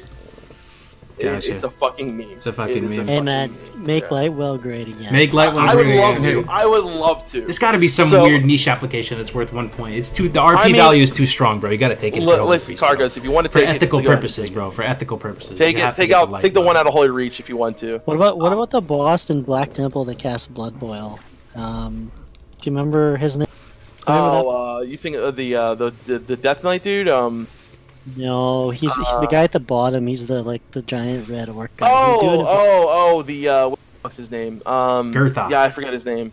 Yeah, it's still not. He does huge AoE damage. I remember Circle of Healing Priests were amazing on that fight. It's so good. That's what I'm saying though. Like, so that little bit of extra reach for that 1 point of Holy Reach of Circle of Healing is actually important when you're healing melee and people are in other groups. You want to make sure you might get that little bit of extra range.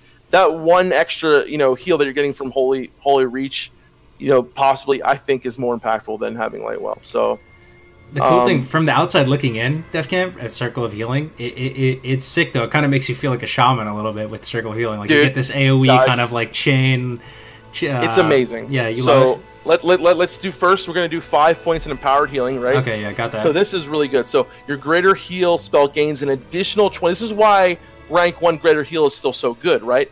Because not only do you get 10% from spiritual healing and you get spiritual guidance, but now your greater heal is getting additional, and your but your greater heal is getting a 20% additional healing, while flash heal and binding heal are getting 10%. Now let me talk about binding heal for a second.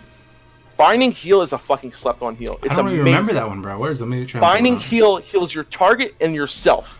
Okay, in PvP, binding heal is so fucking good. In PvP2, let me pull it up. Yeah, go ahead and read it. I honestly feel like, be honest, who remembered about this ability, guys? I fucking love it, dude. I think binding heal is a very slept on heal. Let's see here. So 1.5 something second really cast. Cool.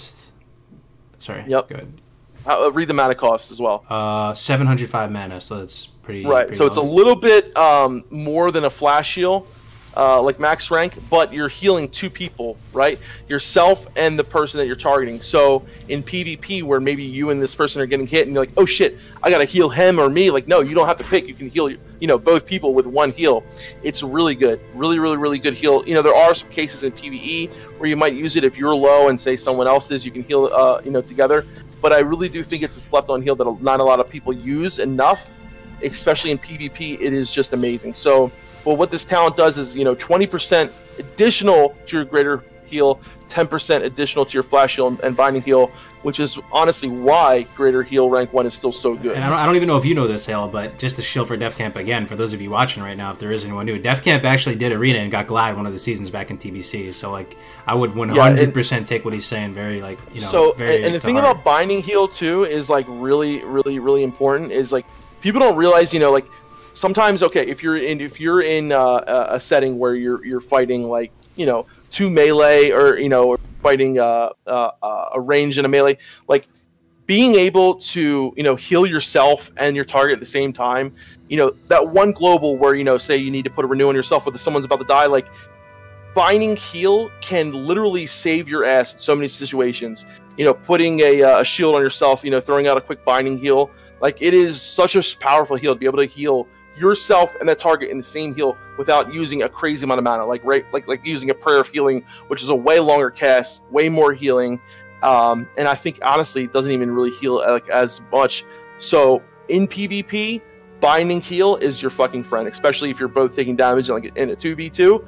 Yeah. Very, very good heal. Very, very good anti-cleave, especially with Prayer of Mending. Yes. Like those two, Prayer of Mending super efficient, and Binding Heal like saves your bacon. Where you don't have to choose to heal them or you if you're each like getting damage. Exactly. Right? You do both. Now, there's no, I mean, in a cleave group where you shouldn't be, stacked right on top of your partner, really, in too many cases. You should be, LOSing behind a, but, if there are times where you're getting hit and your partner is, and you're getting, you don't always want to refresh. So, yeah, like it gets a Warlock. So, Prayer of Mending, what a lot of people do, I notice, like, people will refresh it when it only jumps once. Like, let that Prayer of Mending do its job. Let it jump back and forth and get the healing from it that you can get, especially if you're getting hit and the other person's getting hit, or if you want to use a, you can even, have it jump by using a Shadow Word Death. You know what I mean? Shadow Word Death and that jump to the person. But a lot of people will go, like use Prayer of Mending in a way where they're just, okay, it healed the target I wanted to heal. Now I want to put another one on him. Put another one on him. Who do you let think it jump a couple times? Who do you think is? Let it actually do.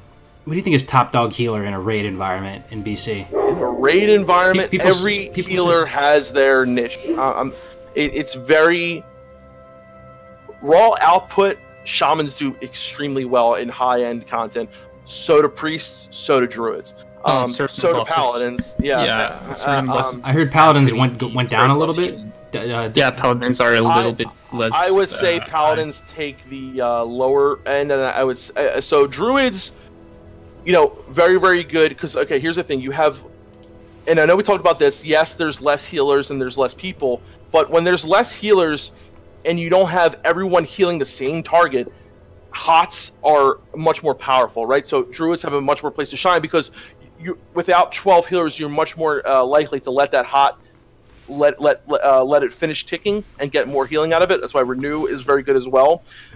Yes, you have less healers. Yes, you have less people. But a lot of times in a raid setting, all the 12 healers, sometimes they're focused on healing one person. You know what I mean? So with that, a little bit more of allowance to let these HOTs tick off, I think druids, have a good place. Because Life Bloom ticks for an amazing amount, and it's just a really great heal. But I think for me, shamans, druids, and priests are kind of like, you need them. You need all of them. Like, obviously, well, you need paladin for tank healing, right? The thing is, it's just lower on the damage on the healing meters, because you heal one single target and everyone else is throwing HOTS everywhere. So the healing meters go up. You see. Yeah, paladins get kind of shit, because imagine as a priest, right? You have so many options now. You have Renew, right? You have your shield for big hits. Your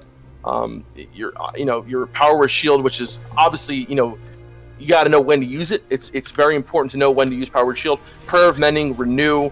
You have now all your other heals. You have Circle of Healing. So you have. Do druids suffer from the same problems though? Like, as in class, people say that druids, HOTS just are when you're playing at a high end level, it's hard for you to get value from HOTS, right? Because everybody's just sniping heals back and forth using instant heals. It can be harder. However, it's not nearly as bad as it was in vanilla, in my opinion. Well, for Alliance at least, you don't have the paladins doing the flash of lights on the raid, so the HOTS can keep on mostly using Holy Light. Yeah, so paladins are using Holy Light more, correct? TBC, right? Yeah. So, but Circle of Healing. So I just want to talk about that for a second. Like, as far as having these instant cast heals, there's some fights in heroics. Remember, I forget what fight it was. It's one of the Auchendoon, but where you basically can't heal any. Any casts. And you have to use all like HOTS and instant casts. And the only people that can do it are druids and priests, because you have Circle of Healing, Prayer of Mending, Renew, and Shield as a priest. So you have preemptive, you have all these amazing things you could do as a priest or a druid for instant cast. So there's certain times I think priest is at its best in TBC. You have so many options when it comes to raid healing. You have an option for AoE. You have, two options for AoE, an option for HOTS, Prayer of Mending. Dude, Priest is just so good. People say priests are the kings of the king healers in vanilla. Would you say they power up even more, or going into TBC, you think they get even stronger? I think so. It's a full package, really. It really is. I stand by the priest gap 100%, definitely yeah. closes between the other healers, It but does, they yeah. have so much more added to their kit. They really become even stronger. It looks fun too, honestly. Just between It Circle is of Healing, so much fun. Prayer of Mending, some of these, even kind of Lightwell looks kind of fun, yo. I'm not gonna lie, even though it's trash. I mean, you can take it, but here's I want to say something. Like, sometimes I get bored. You know what I mean? But in TBC, I never got fucking bored. I loved it. I just want to run through disciplines because we're really taking long on these. So wait, one thing that confuses me. Circle of Healing got through like 100 changes. Which version do we actually? So we're gonna get the 6-second cooldown instant cast version. Okay. Yes. Oh, I So it really has liked. cooldown. That was OP, obviously, Yeah. but I really when it liked didn't have the a one without cooldown, it cooldown. was- Yeah. It had a 1 minute cooldown. No, No, there was- no cooldown. Oh, it had no cooldown. Oh, okay, I Just see. Spam, Circle spam, of spam. Healing, you could just spam over and over Yeah. and That's over and insane. over again. I mean, you go quick as fuck, but still. Yeah, sure, but yeah. I mean, that's how we killed Illidan the first time. But it's like I 5-6 guess seconds or maybe. whatever, yeah. So, real quick, I love, guys, Holy is amazing, but Discipline is the absolute master in PvP. Now, I will say, there is one talent in the Holy Tree for PvP that's actually really good, and that is Blessed Resilience. So, it's to the right of Lightwell. And Oh if you yeah, I just see it hover- right here. Yep. So in the early days, I actually saw a lot of priests, especially in Battlegrounds, who would go holy and get Blessed Resilience. Critical hit against you has a 60% chance, right? That any crit for the next 6 seconds will not crit you, basically. Critical hits against you have a 60% chance to reduce the chance you'll be critically hit. You can't be by crit for 6 100%. Exactly. So, it's OP as that's fuck, insane. dude. That's It's insane. so good. Yeah. It is so good. And people, obviously, Discipline is like too good to pass up because you have so many good things. But a lot of people would take that talent and go holy and BGs and stuff and do really, really good. So it's a lot of fun. But I remember that messing up my shatter combos on Mage. oh, dude, But real quick, I just want to go down, talk about, Unbreakable Will. Obviously, I'm not going to go through the whole thing, but so Absolution is a new thing in there. So it reduces the mana cost if you dispel magic, cure disease, abolish disease, and master spell. Master spell. Let's talk about that for 1 second. Ooh, Master Spell. Yeah, I got to Master spell. It removes people out of stealth. People forget about that. Yep. It removes bubble. It removes ice block. Removes bubble and ice block. Oh man. It also I'd love removes, to see it. whatever, You hate to see that, right? It is Yeah, I hate to see it. Dunedain, you hate to see it. Yeah. It is so powerful. However, it uses a good amount of mana. So you have to be careful how often you use it. But with the points in Absolution, and you get 2 points in Focus Power, which your Master Spell cast time is reduced by 1 second. So it becomes 0.5 second cast. Yes, 0.5 second cast. Insane. And then also improved Insane. mana burn. So back in BC, one thing that I used to hate going against other people in Arena was a priest versus priest, because a lot of times it would be who can mana burn who the quickest. You know what I mean? Because mana is so essential in Arena, right, in 2v2. So yeah, improved mana burn is still very going against paladins. If you get a druid, to go out of form sometimes, give him a couple mana burns. It's very nice to have, but also you got to remember that you can't just sit there and be mana burning. You have to be, working offensively, defensively, constantly dispelling, constantly trying to LOS. You always, like the walls in the arena are your fucking friend. As a healer, always going to try to be LOSing. If there's a mage CCing, you want to try to, be in line of sight of your player as much as you can. Put a shield on them, put renew on them if you can, whatever. If you're going to be out of range for a second, but the biggest fear that you want to have is being, getting into CC chain and not being able to get to your person quick enough to be able to put, pain suppression on them or to be able to heal them. But you want to LOS as much as you can as a priest, because you don't have movement speed, but you do have fear, right? So you have fear. You can even utilize mind control times where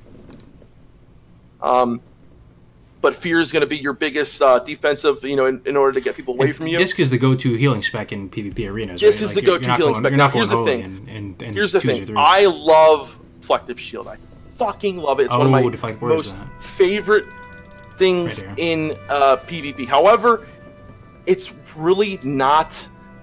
When we had to pump really hard, I obviously had to respect out of Reflective Shield, because there are things just in the Discipline tree that are so needed, right? Especially in the Holy Tree and the Discipline tree that you need. That Reflective Shield, the damage that you get from it is just not worth, right? for the talents that you do. Now, Reflective Shield is a lot of fun if you want to go into a BG, or if you want to maybe mess around. It's a lot of, I love people just wasting away on my shield. It's such an amazing however, it is not as impactful as some of the other talents, like a Focused Will, for example. Like, after taking a critical hit, you gain the Focused Will effect, reducing all damage by 5% and increasing healing on you by 10%, stacks up to 3 times. Focused Will is an amazing talent, right? You have, of course, your Power Infusion, your Pain Suppression. Pain Suppression, the big ticket Pain one, Suppression, the flashiest thing ever. It looks so amazing. Here it is. Instantly reduce a friendly's threat by 5%. Doesn't really matter, but reduces all damage taken by 40% and increases resistance to dispel mechanics by 65%. So, if someone tries to dispel, there's a 65% chance that Pain Suppression will not be dispelled. However, I don't know, does that work with spell steal? Because I remember my Pain Suppression would get spell stolen by me. Yeah, no, you can get spell. Yeah, you can get a spell stolen. 100%. It's still 100%. Yeah. No, but there is some kind of dispel protection in Disc, though. Hold on, let me try and find it. It's so you have. Unbreakable Will increases your chance to resist stun, fear, and sounds effects by 15%. You also have Martyrdom, which gives you 100% chance to gain focus casting effect that lasts for 6 seconds. The victim of the melee range attack, the focusing cast prevents you from losing casting time when taking damage and increases resistance to interrupt effects by 20%. There's some kind of dispel resistance in here, though, man. Oh, here it is. Silent Resolve. Here it is. Look. Okay. Silent Resolve. Yeah, so Silent reduces Resolve the chance your spells will be dispelled by 20%. That's really juicy, right? That's. That is 100% needed. Yeah. Kargoz. Yeah. So a lot of people see the first part of it that reduces threat, and you're like, oh, that's what it was in vanilla, but they added in TBC. And Pain Suppression. Pain Suppression already has 65% increased resistance to dispel mechanics. So 65 plus 20 by 20, 85%. 85. Yeah. So it's. And if you get Martyrdom, so say if you had it on, and you get a Martyrdom proc. That's over 100% right there, right? Yeah. Oh wait. 20 plus 20 plus 65. Does Martyrdom do that? Martyrdom gives you Martyrdom. So the focus casting prevents you from losing casting. That's time interrupt effects. That's different from resist. And increases resistance to interrupt. Oh, I'm sorry, interrupt effects. Okay. Yeah. So it's 85% though. Base. Like as soon as you Pain Suppression, 85% dispel resistance. 85%. Yeah. And so here's another thing, right? So reduces all damage by 40%, right? Okay. So a lot of people, will wait for to use Pain Suppression. It's a very, very, very, very strong spell, and like Kargoz said, 85 chance to reduce that it'll be dispelled. So it's very, very important that I wonder if you bring a Disc Priest to a raid though. If you put it, what's that? I feel like you might want to bring a Disc Priest to a raid though, so you can toss out Pain Suppressions on needed. And there's some utility there. Power reduces Infusion. the threat by 5% as well. Yeah. So that's the problem with it. It all reduces the threat of the target. Well, you could throw it on someone who pulls. If I pull something or some shit, like hit him with the Pain Suppression, Power Infusion. It's much more important for the healing that you get. You still can have a fusion if you want to, but the holy tree is just, there's so many good things like Circle of Healing that are just so more important. But I know we're spending so much time. You bring one discipline for the priest, the spirit buff, and if you go to the spirit buff, you can go to Circle of Healing anyway. You can't get the spirit buff and Circle of Healing, yeah. So, but basically, what in the 2v2 setting, right? You have, or a 3v3, any arena setting, basically, right? You have a pretty good healer, like whether it's a paladin, priest, druid, right? Priests are very tanky. Okay, they have their shields, they have inner fire, they have a lot of resilience, they have so many pain suppression, so many cooldowns to do, so many really strong like defensive cooldowns and spells. However, you do still want to put some points into the holy tree. You usually go down to improved healing, so you get like improved renew, holy spec, divine fury. You go down to improved healing. That's about as far down. Everything else you want to do is stay in the discipline tree. So like you go 5 out of 5 unbreakable will, silent resolve, improved power word shield. There's so many good things in the discipline tree. When you read it, reduces the mana cost. You dispel magics, absolution. You're dispelling a lot in arena. Especially if you're offensively and defense. You got to remember, magic spell works offensively, defensively. One thing I'm thinking about right now, I feel like we've covered a good amount of classes now. It feels like every spec almost feels like it's getting improved, even if it doesn't. Oh, absolutely. Even if it's not like comparatively to other classes. That Blizzard did really well with that. Is there a spec? I'm asking everybody in chat and everything too. Is there a spec that actually took a step backwards and feels more incomplete or anything, or did they just hit a home run here? I don't know. Feels like everything so far. Rogue, like Combat Rogue, I think could have been a little bit better. I don't think it took a step backwards, but like I look at Combat Rogue and like basically the same thing as vanilla in a lot of ways. I feel Mage was already a complete kit in vanilla, you know, and BC didn't change it that much. It's still a very good all-around class, but it got the least amount of love. But it's not a specific spec per se. Yeah. Well, they did round out the Arcane. Arcane, They definitely round out Arcane. And you also have Frost got a pet though. Really pet is good. Sick though. I gotta say the pet is so sick. good. But one last thing about Priest, I just want to say this: plan on playing a Priest, right? You know, I would say the skill level from vanilla to BC does increase. Like, there's a lot. Like, Priest in vanilla is pretty, you know, basic. Not basic, but there's not, like, especially Shadow, right? There's not like too much to it. You know, you dispel, right? You know, offensively, I would say the skills cap in BC, it becomes a lot more fun. That's what I'm trying to say. There's a lot more abilities to use from. There's a lot more to do. There's just so many different options you could go with. Whether it's Discipline, you know, Discipline is just an amazing spec in PvP. Holy is amazing in PvE. Shadow's great in both. You have a lot of options to go with. I think Priest is honestly the best it's ever been in TBC, hands down, in my opinion. So 10 out of 10. What's your rating of Priest? Oh, absolutely. 10 out of 10 every spec. Every spec, 10 out of 10. Oh, wow. Absolutely. I'm telling you, like, Priest and TBC is my absolute favorite of everything. Like, and you don't get bored. And it actually seems fun to heal as a Priest, honestly. Looking at the abilities, I could see myself it really is, Circle of Healing. Especially in PvP, man. In PvP, it's absolutely a blast. Yeah. Yeah. And PvE, yeah. That is sick. All right, check out the sets. Yeah, check out the sets and we'll go Warrior. Oh, yeah. All right, let's see. Armor sets. Let's see what kind of Soy Boy Priest outfit they have for this. So, yeah, the tier 5 head. I used to have that on my TBC Priest, which wasn't undead, and that really suits undead very, very well. Let's see. It suits everyone, I feel. All right, so Priest is smack dab in the middle here, tier 4, 5, and 6. Wait, what do you guys think? Actually, they all look pretty sick. I don't know. Wait, what do you guys think? Oh wait, I don't have it up right now. Oh, it did not switch? Oh, my bad. I gotta transition it. My bad. I mean, I know what they look like, but obviously tier 5 is my favorite, hands down. I like tier 6 a lot, though. I do. I like the shoulders on tier 6, bro. Look at those cool ass like avatar blindfolded thing. That's dope. Tier 4 is my least favorite, I gotta say. I mean, I think tier 4 is the worst set out of any of the tier 4 sets. Come on. I don't think so, though. It's priesty. It looks distinct. Look at the druid, yo. The druid looks like he's in pain, man. And the rogue one, I really don't. I don't like the rogue one that much either.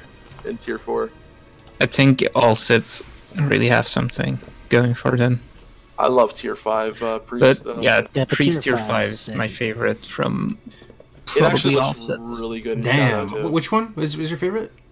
Tier 5 Priest. Out of all sets in the game. Wow. Yeah, but I think it's also because I had that one back in TBC, so that adds something. Yeah. But still, I like the head. And on tier 5, does it have like a little halo that spins around? It looks like there's something above his hood. No, it's sparkling a little bit. A little sparkling. Someone has to show the arena tiers as well because they are different. But yeah, differentiation is that's all it is, just different colors. Yeah.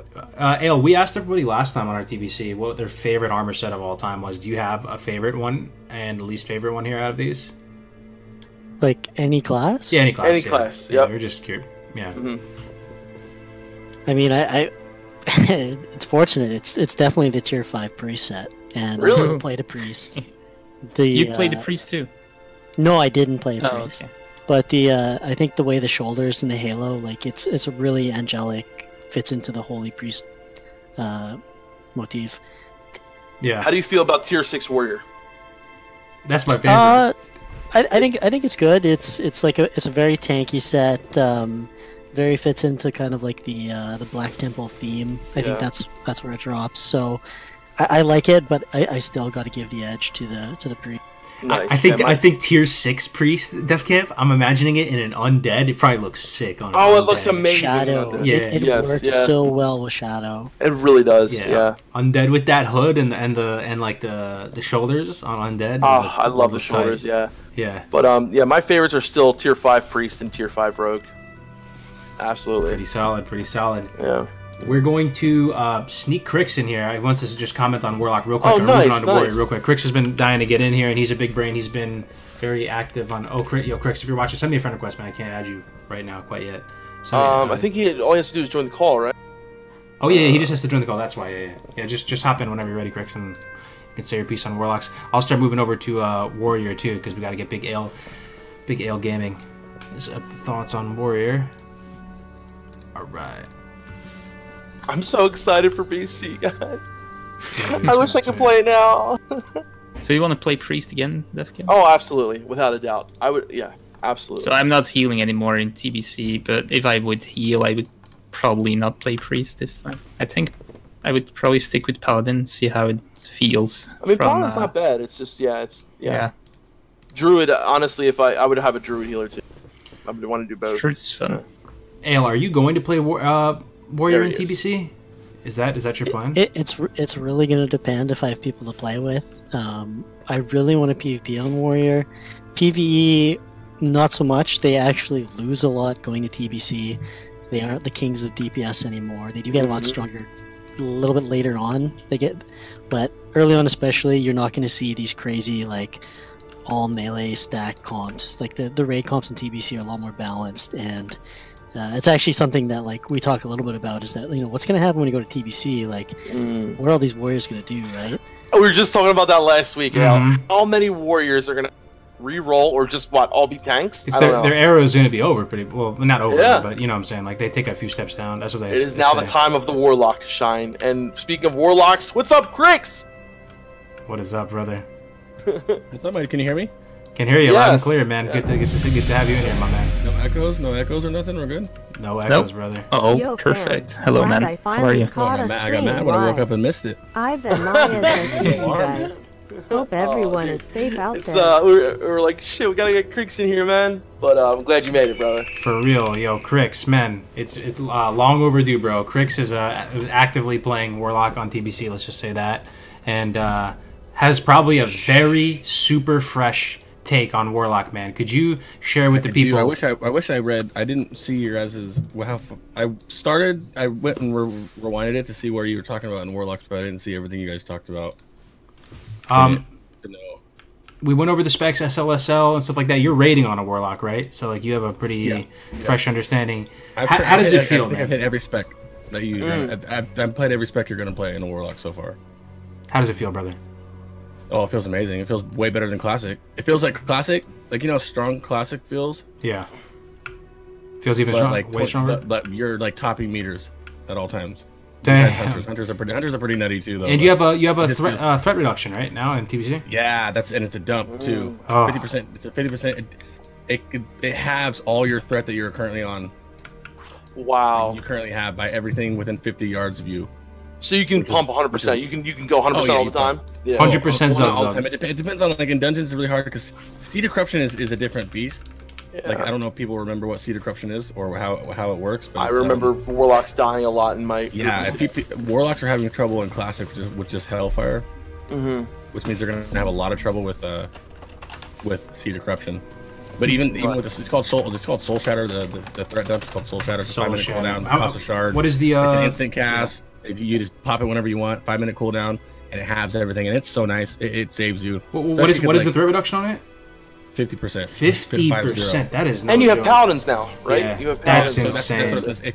So everybody, even me, I jumped in here. Oh, I remember Seed of Corruption from Retail Warlock a lot. I can do Seed of Corruption. It's very different. It's you pop one seed pops, you pull all aggro.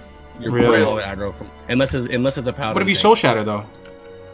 You can, but it's on a 5-minute cooldown, so you can't do that every pool. So right now, for instance, I'm doing heroics, and if I'm doing heroics and we're trying to do a speed heroic, and you're not a paladin, I'm pulling from you every time. So you don't have time for me. Is there any aspect of TBC lock for you, Crixx, that feels worse than in Classic? I'm curious. Anything that just feels worse. I don't think anything feels worse. I feel like matchups became worse or better. Some matchups became like when I do my 1v1s, some matchups became like significantly harder, and you have to go about it a completely different way than you do in Classic. Like what? What matchups in particular? Oh, Rogue. Rogue's drastically different.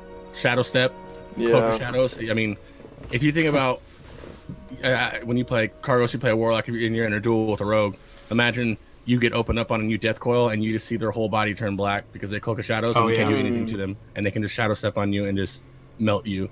I'm having a lot of trouble with I'm having more trouble with Rogues than I am with anything else. Rogue with full cooldowns in TBC seems like the hardest class to beat in a duel. I don't know if any people agree in the class, but I was dueling a lot with Navik, and if a Rogue has everything, dude, they are very powerful. Dude, like, I mean, I can't do it. I can't. Granted, I don't have all our resilience gear yet, but still, I've tried to. When I first started playing, got a little bit of gear, like got Karazhan gear, to T4'd out, and I'm running around trying to fight, trying to 1v1 world PvP, and I'll like see a Rogue, and I'll jump, I'll let him get full health and everything, and I can't beat them. And then, okay, this time I'm gonna jump on them, not let them get full health, can't beat them. Like, they're just so good that it doesn't even make sense. And that's the matchup I'm gonna be scared of, because you're gonna see I'm gonna do a lot of arena. That's what you're gonna see everywhere. Your rating as a Warlock right now, you're Destro, right? And what is the rotation? Yeah, what is you start off as Affliction until you get your hit. Okay. You want like 8 or 10% hit. So if you start off as Affliction, are you using unstable Affliction and stuff? Do you have debuff slots for days? You have to. Yeah. It's a 40 debuff slot limit. Yeah. So you don't you typically take one Affliction still after a while? So I think you take 3 Warlocks to a typical raid, right? 2 Destros, we take 3 because you can take 4, but it doesn't really help that much. It'd be nice to stack Warlocks on Hunters, but you can't because of the utility, and you only have 25 people, not 40 people. One lock stays Affliction for quite a while because we have a lot of talents that boost -5 physical damage from the boss, or like boost up Curse of Elements because there's no more Curse of Shadows anymore. It's all baked into Curse of Elements. Right. And then once you switch to Destro, it literally is just. It seems like now with DS Ruin, you would like, oh, can I get, if you get a Corruption and then Shadow Bolt spam, you're pulling more DPS, but it's not like that anymore. It's literally put a Curse of Doom. That's another thing, is you get the Curse of Doom everything. Ooh, and it's Affliction. When we're Affliction, you open up. You can put your Agony or Doom if you want, Corruption, Siphon Life, Immolate, and an Unstable Affliction. All that's on the boss, and then you spam Shadow Bolt. God, that feels so good, bro. You can put up just. It feels so good. You almost feel like you have PTSD from not being able to put on your dots, right? From Classic, you're like, do you flinch every time you put up a Siphon Life? Like, do you look over your shoulder and go like, it feels weird because like you wouldn't even do that in Classic because you're like, oh, why would I do Siphon Life? But you like it helps. It's and Immolate's a fat one too. And also there's when you switch to, you get enough a 10% hit. Destro becomes more, but you still want to. So I stayed Affliction until I was like 13% hit, and then when you switch to Destro, it's just boring. It's just TBM countdown, 5, 4, 3, 2, 1, Curse of Doom, or whatever your curse is, and just. You don't even throw up Corruption or anything like that. You're a mage. Memes mages with Frostbolt. It's literally like you don't put a dot up, you just Shadow Bolt. And why not? Corruption. Not even worth. Corruption not even worth. That Shadow and Flame. That Shadow and Flame. The second right above Shadow Fury and the Destro talent. Yeah. There's Shadow and Flame. You have so much stuff that bursts your Shadow Bolt damage that it's just nutty. Okay. You don't even waste a global doing anything else. Wow. You really don't. That's crazy. It's nasty, and you'll pull threat right away. If you crit right away, it's kind of like you're on a Chromagus fight, and you get lucky, and you get a big big hit. So threat is still a concern for Warlocks, even with the Soul Shatter, even with the Paladins. That's so hard they slap. If you have a Soul Shatter every pull, which you should, typically on a boss fight, because it's 5 minutes, getting me hyped. You guys wipe. It takes a while to get back. You get a Soul Shatter every time. It's nice. It's so much fun. Go ahead. What numbers do you put? Like number for Shadow Bolt. It's like, what are some of the highest crits? Let's see I don't know what the end right now. They'll hit for like 7 or 8K. They're beefy, and I'm not fully geared yet, and we're still doing T5 because the server that I'm on, they didn't open up T4 and T5. Yeah, what about pet Crixx? Are you using like Imp or Succubus? Yeah, okay. So you still sack the Succubus. Okay. Yep, stack the Succubus. So you go you still go like DS Ruin, Brady. You go DS Destruction. DS Ruin, the same build, except for you're putting all these new little talents like you see on the right above Shadow Fury and right next to the left and the right of Conflag. Yeah. You're using those talents. So you just have a bunch of filler talents that help a lot. What about Shadow Fury? Is this a meme or you just use this for AoE for like packs? Shadow Fury it's a meme. It's so fun though. Okay. It's so fun though because you can seed in a dungeon and in Shadow Fury and it'll pop the seed and it stuns everything. It's really nice. Are you trash in PvP if you get caught out as this raid spec though? Probably, right? Yes, you are you're trash. But yeah, you're like it's just like honestly, as a warlock, you're trash unless you get caught with SLSL. And SLSL is a different beast. Yeah, it's true. I wonder if you could rate as SLSL. I wonder if there would be a way you could be like serviceable. Well, I mean, I do dungeons as SLSL because like just when I'm doing my rep grind because I don't feel like switching specs. Yeah. And you do good. Well, you have a dual spec on Endless, right? Yeah. Yeah, you get your seed spam no matter what. Yeah, and your seed spam, you're sacking your succubus for shadow damage, which is seed spam. Yeah. So you can pump and pump and pump and pump. That's true. All right, let's move on to Warrior, man, so we can get it done. We have Ayle here, so sorry, Ayle, to cut you off, man. It's just so good to have Crixx in here. It's long overdue. Ayle, are you going to play Warrior in TBC? And why is Warrior your expertise? Did you play Warrior back in TBC? It seems like you played Priest. Just give us the rundown. No, I did. I played Warrior and I played Mage and Shaman originally in TBC.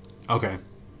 And I would like to, but it's going to be the kind of thing where I don't think I'm going to play it in PvE. They do take a little bit of a hit. They're not as strong. Mm-hmm. I do still want to play it in PvP, but that's going to really depend if I can find arena partners to play with. Because without that, you're really nothing, right? Mm-hmm. Having good people to play.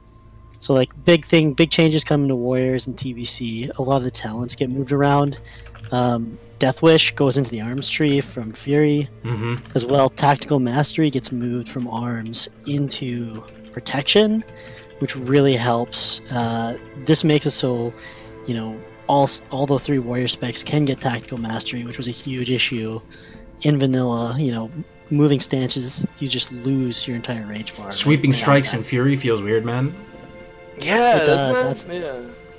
That's what gets swapped for Death Wish. Oh. Have you ever thought about tanking in TBC, Al? Yeah, so the changes to Tactical Mastery actually really help because you can pick up that talent. It gives you additional threat, even if you're not full protection. So you can tank like most 5-mans and stuff as the other specs.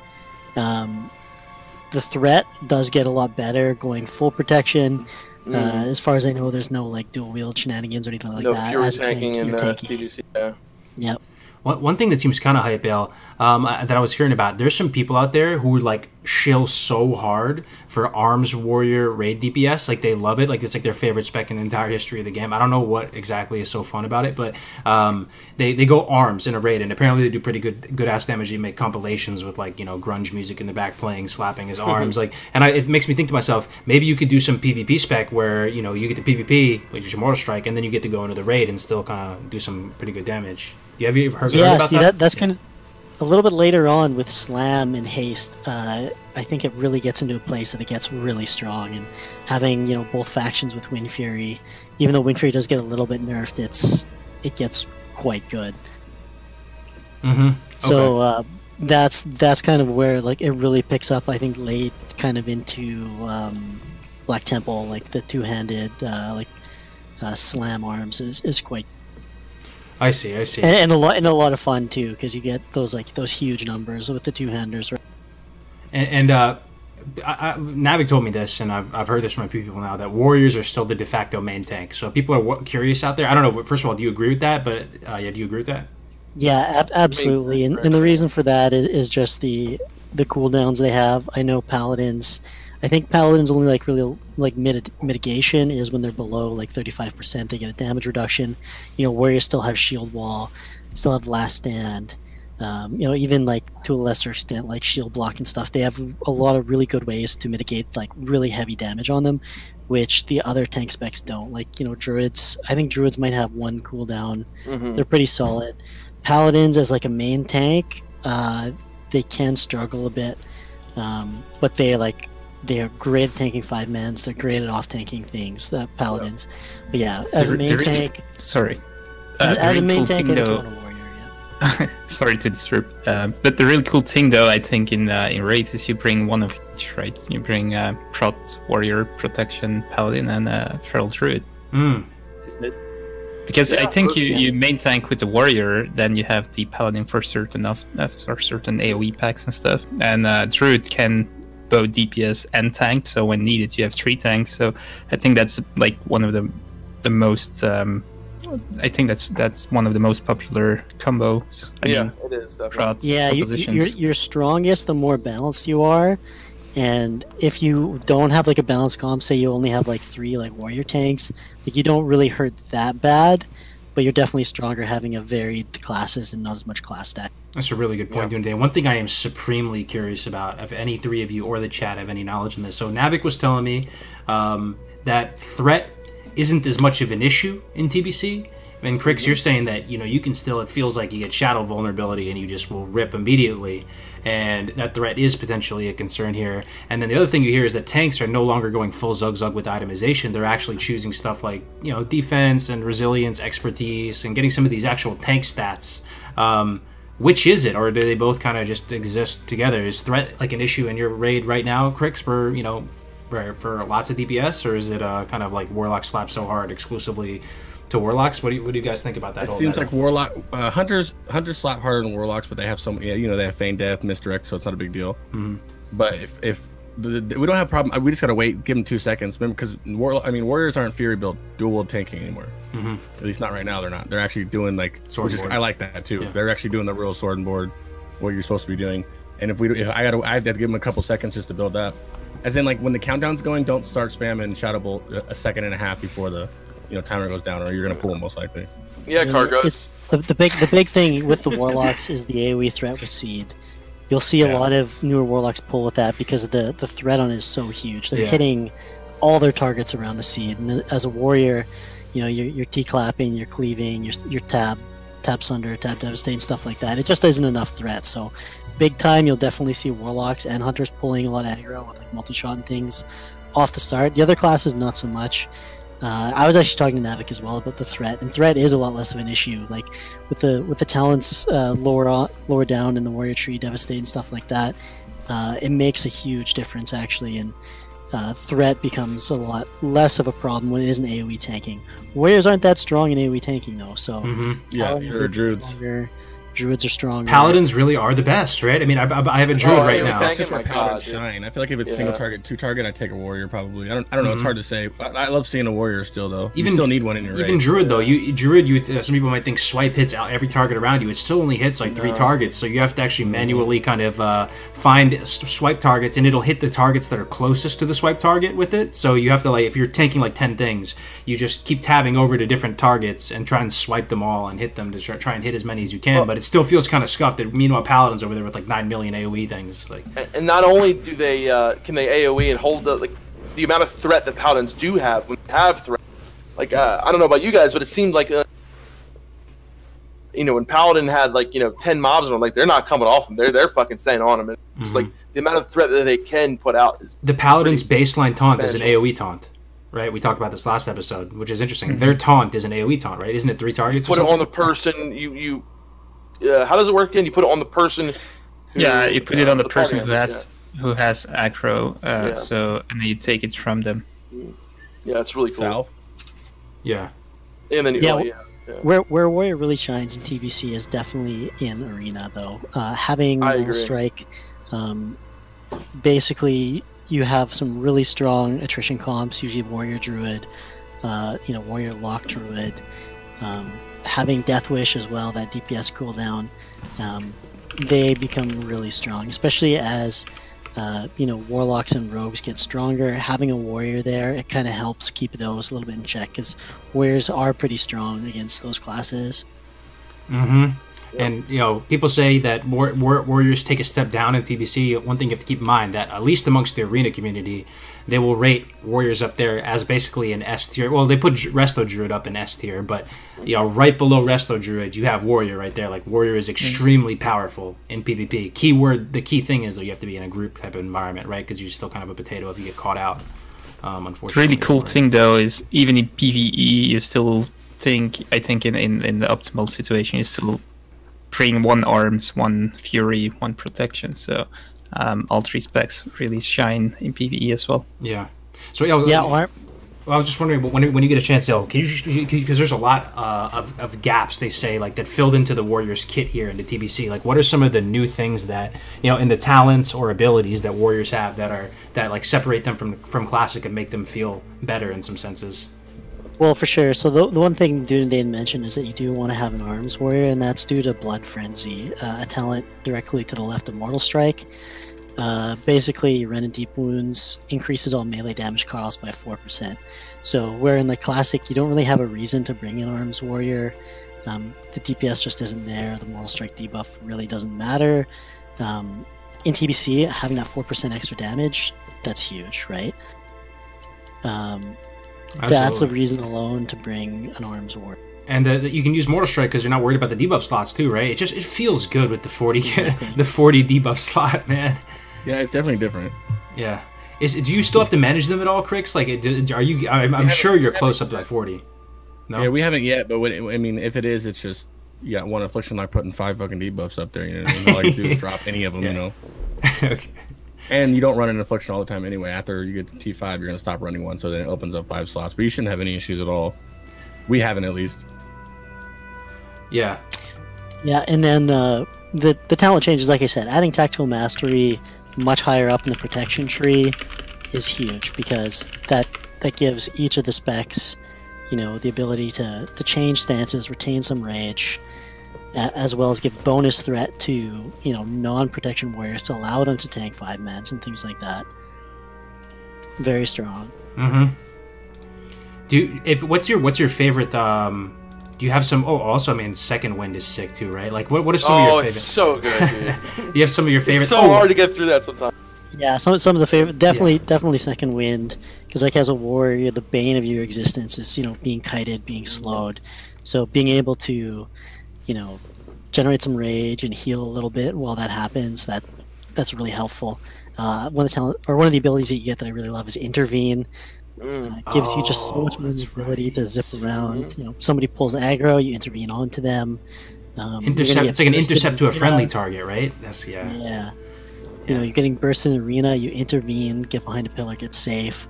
Pop Spell Reflection, another really great talent. Huge. Oh my Spell God. Reflect, huge. How badly do you wish you had it right now in Classic, Ayle?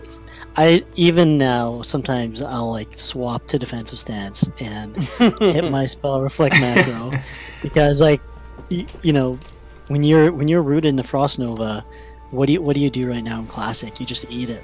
If you don't have a way to, like, you know, if you don't have a FAP or some way to get out of it, like you're dead in the water. You guys ever see that video? It's like the You cut out for a second. Warrior versus Mage. Do you guys ever see that meme where it's like Warrior versus Mage, and it's like the guy from Terminator just running at a mage? Yeah, it's just like trying to get to him, just like I've seen that. It's so good. That is perfect. That is it. What about these talents though at the end, Ayle? Are these like any good for you? Endless Rage, Rampage, and Devastate. How do you feel about the final juicy talents in each tree?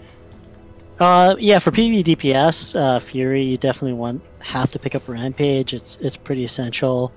I know originally in TBC a lot of warriors actually wouldn't get Endless Rage. They would actually go down to Sweeping Strike to make it so that you would get, you know, Mortal Strike and still have that like Sweeping Strikes feel. It'll be interesting to see how it is late, or like with this release. I think it might have got changed towards the end of the TBC patches to make Endless Rage better. And for PvE, I think you probably still want to have Endless Rage, but for PvP, you definitely want to have the Sweeping Strikes to cleave stuff, kill Warlock pets and things like that. Mm-hmm. Devastate, huge. It adds just a ton of threat. It makes it so, you know, your Sunders, well, it replaces Sunder effectively. You can continually to spam that ability, get so much more threat. Yeah, it feels really good. Druids have definitely Mangle, has protection and fury. You want to get your 41-point talents. Arms, depending on what you're doing, like you said, you might skip that 40-point talent to get Sweeping Strikes. But I think in PvE you end up getting Endless Rage still. Looks like they buffed Mace specialization a little bit too. Weirdly enough, you get 7 rage too, like off each. Oh, really? Yeah. Interesting. Off the stun? Yeah. So that's a big thing with warriors in TBC is definitely Mace spec. The Deep Thunder Mace and Storm Herald is a huge meme. Has a 4-second stun on the highest level. Oh, that Mace man. paired with Mace spec. Dunedain's gonna craft me one. No. It's Blacksmith, right? It's Blacksmith. Yeah. It's Blacksmith. You almost can turn into a rogue. Like, there's been times where you intercept, they're stunned. You hamstring them, they're stunned. They trinket, and then you Mortal Strike, and they get stunned again. And it's just like, even though the DR is going down, dude, it's still interrupting them, right? So I think originally one of them was off DR, and they had to add it on after season 1 or 2 because it was just, as a warrior, you'd be spamming hamstring just to get the 4-second stun proc. That's awesome though, dude. As a, you know what I mean? Like it's really cool. Ooh, precision. Yeah, and then playing against teams with Ret and then warriors both with stun heralds, it's just like, oh my god, you can't move, There's some fun stuff, man. Looking at it right now, like this. There's also just precision. This is like a rogue talent. You get the rogue talent, 3% hit on. It's in Fury, but 3% hit in Fury is nice. So, Ayle, if you would be arms warrior, let's say you're a human, would it still be beneficial for PvE purposes to go sword specialization, or would it always be better to have poleaxe? Because poleaxe, you get crit, so you get more deep wounds, and then you get more blood frenzy. Yeah, I think it really depends on your weapon upgrades. All things being equal, I know most still preferred sword specialization, just due to the fact that you get, additional rage off that, right? And so you do get bonus rage on crits, but, your extra attack and crit as well, so usually sword spec would still come out on top. The buff to mace spec definitely helped a bit, but usually was more of a PvP thing. I wonder what the best race is for warrior now too, because they did change the racials around too, like the way the whole weapon skill versus defense has changed in TBC, so it's not giving you that glancing blow reduction or whatever. Glancing, yeah. Maybe order. So it probably with the Blood Fury change, or with Blood Fury, Orc's still strongest, but definitely the removal of glancing blows changes how strong they were, because in Classic everybody's stacking those specific races just to get those bonuses and stack all the debuffs and the buffs to do huge damage, which is another thing that this changes well in TBC, is that you can't stack buffs anymore, and that is where a lot of the power in Classic Fury Warrior comes from. If you couldn't stack all these buffs, warriors would be much worse in Classic, so having that removed in TBC really brings them back down to earth.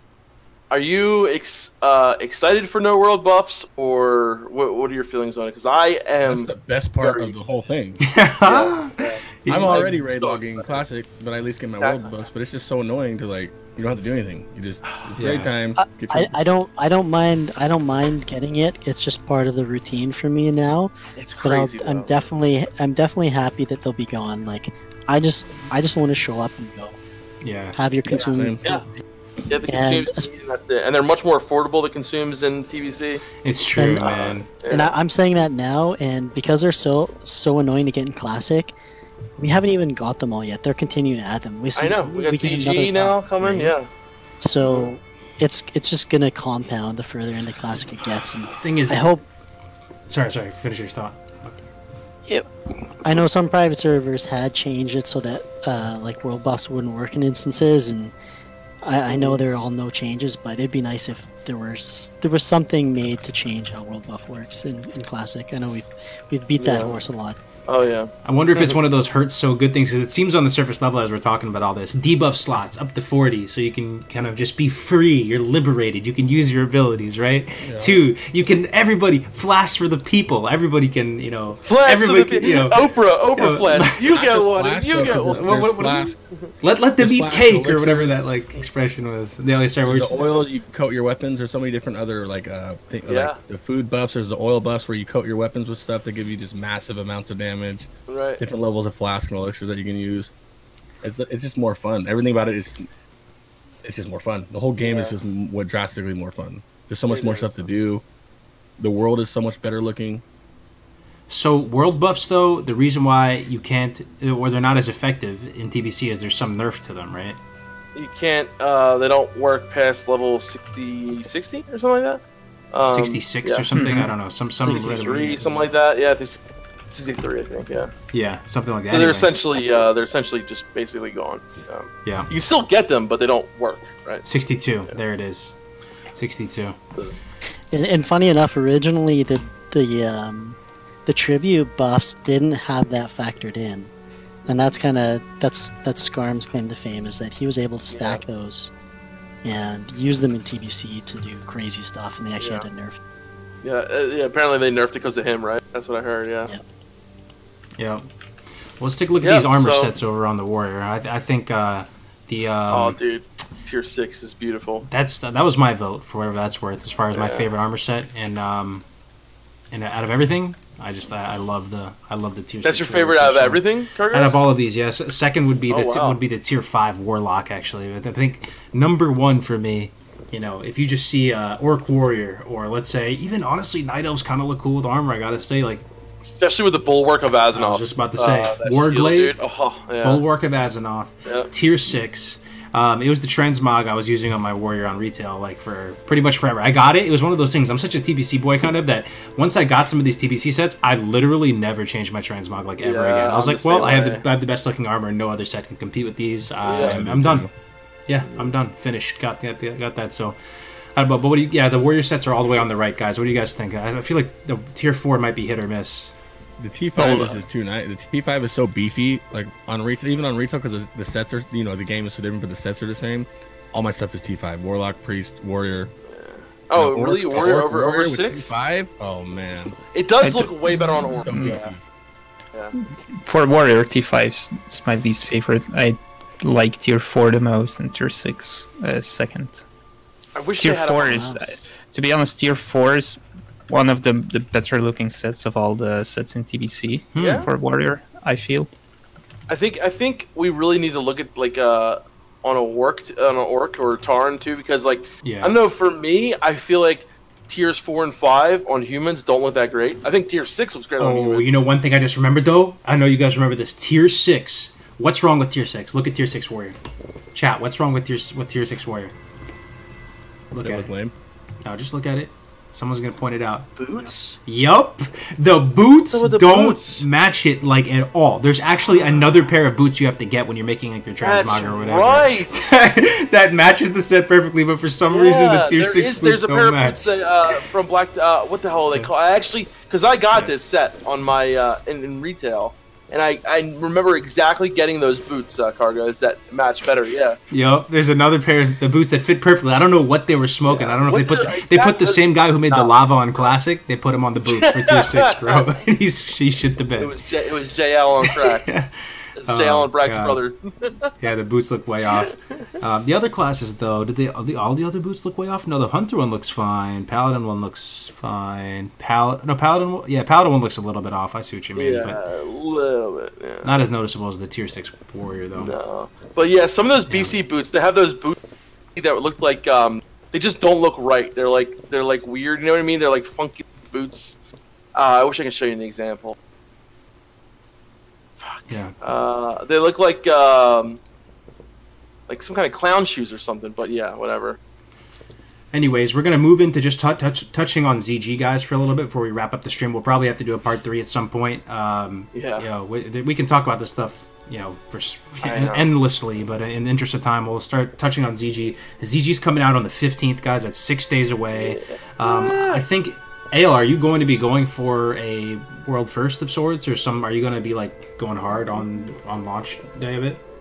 Yeah, we're gonna be in there for sure. The Warcraft logs people announced are gonna be tracking boss kills and 5 Priest of Kar, so we're definitely gonna be in there, you know, working on stuff as soon as it's up for sure. Nice, dude. Gotcha. I'm really excited. So I just want to say ZG for me is I love the feel of ZG. I there. You know, for me at least, it's like high pump and whatever. It's just like you go in there, have fun. You only got 20 people, right? It's like much less going on. To me, every time I was going to ZG, it's very comfy, very chill feeling. You know, like go in there and hang out with the boys and the gals, whatever. And like that's how it feels for me. You know what I mean? Yeah, I'm not super hyped for ZG, to be honest, but. I think it will be fun because it's in Strangletorn Vale, and I like Strangletorn Vale. And it's fun because I didn't really do it a lot in Classic. I probably did it once or twice, and that's about it. So it's kind of new to me. I don't remember too much about it. So that's cool. But the thing is, I don't look forward to it too much because I feel like it will be a giant walkover, and I kind of like to have some kind of challenge. But yeah, I mean, CG is not hard. Well, you know I mean? It's not get in there and do 5 priests Dunedain. Yeah, there you go. There you well, go. Wasn't that you, Ayle, who told me that it's never been done before on Real Classic? No one ever did that, right? So that's the rumor. Ian Hazakostas, the current game dev of retail, his guild tried it and they wiped at 1 or 2%. They weren't able to do it. Wow. Can you explain what that is, Ayle? Because I think a lot of people in the chat don't even know what you're talking about right now. Like that was news to me when I first heard it. Ads and all. Yeah, for sure. So the end boss of ZG is Hakar. And basically how it works, there's a bunch of bosses all throughout the zone. They actually give him buffs until they're killed. And a lot of people don't really know that because you go through the whole instance and you kill all the little, all the other bosses and then you do him. But you can actually go directly to him. He's right in the middle of the zone and fight him. And for every boss you don't kill, it gives him a buffed ability. Mm-hmm. And they're actually incredibly strong. I think they made it so he was never really meant to be killed, but people believe that it might be possible. Well, they got him to 1%. So sick, dude. I think it would be possible. Meant not to be killed, and the players override the freaking game design of with all the combined min-max knowledge. That's a pretty cool story. It's absolutely crazy the abilities he gets. It's just like, multiple threat wipes, AoE gouges. He does the mind control stuff as well. Yeah, and at the same time, he's mind controlling the tank, right? So it's like berserks. He like thrashes. It's just like he's just on roids. He's like 4 or 5 bosses at once. People are comparing it basically to a retail boss fight for how difficult it is. Mythic, That's exciting, man. That's going to be exciting. I can't wait. I would love to see you do this. And you got to remember, so he's still doing all tanks and those threat wipes and all that kind of stuff. It sounds like how do you even tank it? Like how? And he has bonus health too. I think his health is like it's doubled or something. He has like the same amount of health as a BWL boss and as a 20-man. Damn. So what are you just doing, like all warriors or something? I don't know, man. It's going to be interesting to see what happens. I would love. Are you going to stream this, Ayle, or can he be killed? Well, we're doing ZG World First coverage, guys, next week. So once it comes out, I'm going to be doing it. We did it for BWL as well. It'll be cool. We're going to be going through all the different streams and POVs of people trying to do it. I know my man Alive and the Progress Boys are going to be trying their best. Onslaught, that's always my vote for Onslaught, man. Holding down for NA. Hell yeah, dude! Rooting for you guys. My Scarum brothers, yeah. Hell yeah. The hope of NA. The hope of NA, man. We're going to be. Honestly, if I had to put my money on, I would put my money. People knew that we were going to clear out BWL so fast. I wonder if it's confirmed that you can kill Hakar with 5 priests up. We're about to find out in a couple days. You're telling me they designed him to not be killable, like no chance, non-starter. You have to clear the dungeon at least a little bit in order to be able to take him out.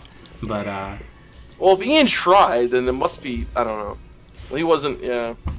That's fine. I'm really interested, but Al, I think you wanted to say we've been really having a lot of.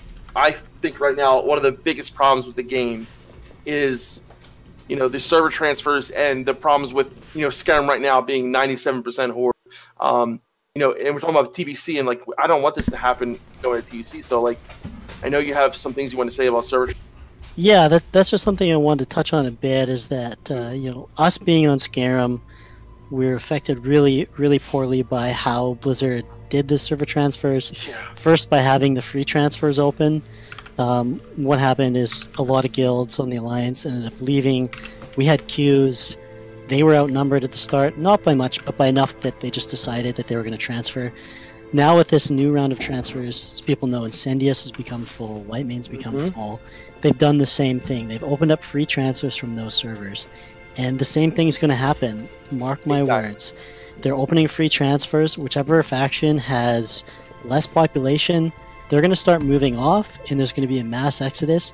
Those servers are going to become horribly imbalanced in one way or another. Yep. And okay, they haven't done anything about this. They've just opened it up and let it be willy-nilly. And we know with Classic, the huge benefit of it is the community and having other people to play with, and the fact that they're being so reckless, just allowing the community to effectively, wreck servers is just incredibly lacking forethought and just reckless. And I don't know, like, you're on Incendious now, Crixx, right? Like, what's the situation? We all literally last night we had an emergency meeting, and every single major guild, I want to say like 10 guilds, all left Incendious last night on the free transfer, including us. You're It went from we don't know who's leaving to two of the largest horde guilds in the game left to a different server.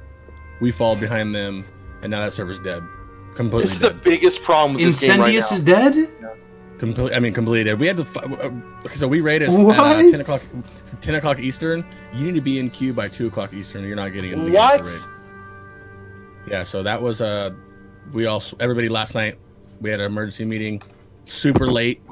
I'm talking like midnight late, and we all left last night. Dude, I don't see that. Like, we went to Earth Fury. Did the Alliance transfer away from Incendious as well? At first they didn't, and they were like, they're being such dicks. They're like hard camping every single Songflower. Now that they control the server, they're hard camping every place we can go. That's why all the horde. Okay, we actually got to leave. So everybody left. So the same thing's happening to Scarum, just in reverse. The same exact thing. Incendious is going to be, and this is what I predicted was going to happen if they just have the community deal, like if they just leave it wide open and don't manage how the transfers go, the servers are just going to end up totally one-sided. That's exactly what's happening. And like, dude, I'm telling you, the game, like when I played on Dunedain server, it was a healthy server, almost like a great population. They were raiding Ironforge. Like I actually felt like I was playing Classic WoW. On Skyrim, this is not Classic WoW, dude. The game itself is taking a hit because, and like, what do we do? Like, I'm so. I want to say something about this too. So basically, I don't understand why you guys can't transfer from Skyrim. That's the first thing, and secondly, on EU they did the same thing. So we had 2 servers with multiple hour queues, and now they can transfer to our server, for example. And I had a feeling that our server was doing really, really good. We had the perfect balance almost, and the population is medium, which is perfectly fine. But if you scroll through the list of realms in EU, all of them except for 3 are high or full. So now they make people transfer for free from those full servers with sometimes like 6-hour queues still, and they transfer now to us and some other servers. And like I said, there's only 3 that aren't high population right now. So I don't really understand why do they not make new ones? Why don't they allow people from high population servers to go to the new ones and balance it out a little bit? They need to manage the balance, and I'll tell you why transferring from a server like Scarum to another server isn't good. Because originally that's why everybody on the Alliance left Scarum and went to Incendious, is that it was a medium-high pop balanced server. You're like, we're going to go here and be a part of that. And then due to this, everybody flocked to it, and then it became out of control, right? So if you look to move to a good server, people are like, what do they call it? Like, everybody's like Zerg-minded, some people start doing it, and then too many people do it, and if they don't have controls on it, this situation gets just totally out of control. The servers get way too high pop. So how would they fix it, though? What would be the solution? Like, if they could go back in time or something, or how could they fix it? They go back in time, so they should open up new servers and allow people to transfer from the high and the full servers, but they should limit horde alliance ratios so it stays balanced. But I feel like in EU especially, all the servers except for 3, they are way overpopulated, and it's not even fun to play on those. But I don't know why, but they seem to not like to make new servers or something. It's really difficult because how they've been managing it is with the queue times, and that hasn't been a good enough deterrent to prevent people from still transferring, right?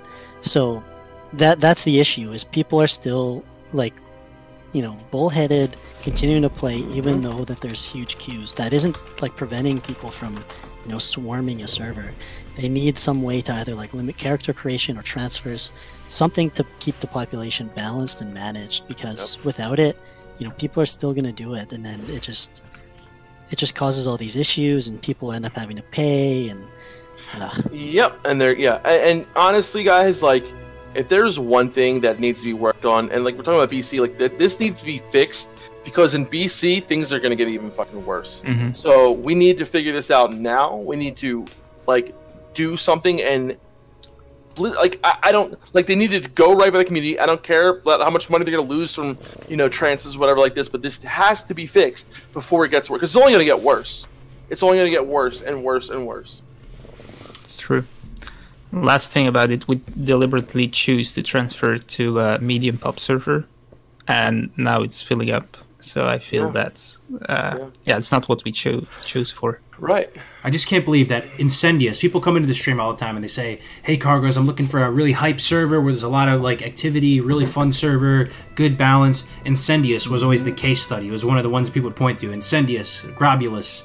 Now you're telling me that overnight, Incendious, one of the premium servers that had a really good server, man. And you're telling me that it's dead right now. Like, yeah. It's dead. Well, dead faction, right? Well, unless Alliance stays there, but I don't see the big Alliance guilds like Ryzen. They're not going to stay there. They're going to leave. They're waiting to see what everybody else was doing. Man, but it's dead. And it was a good server too. It was a really good server. I mean, I read logs obviously because of TBC, but other than that, I heard it was a really good server. Like good world PvP, good.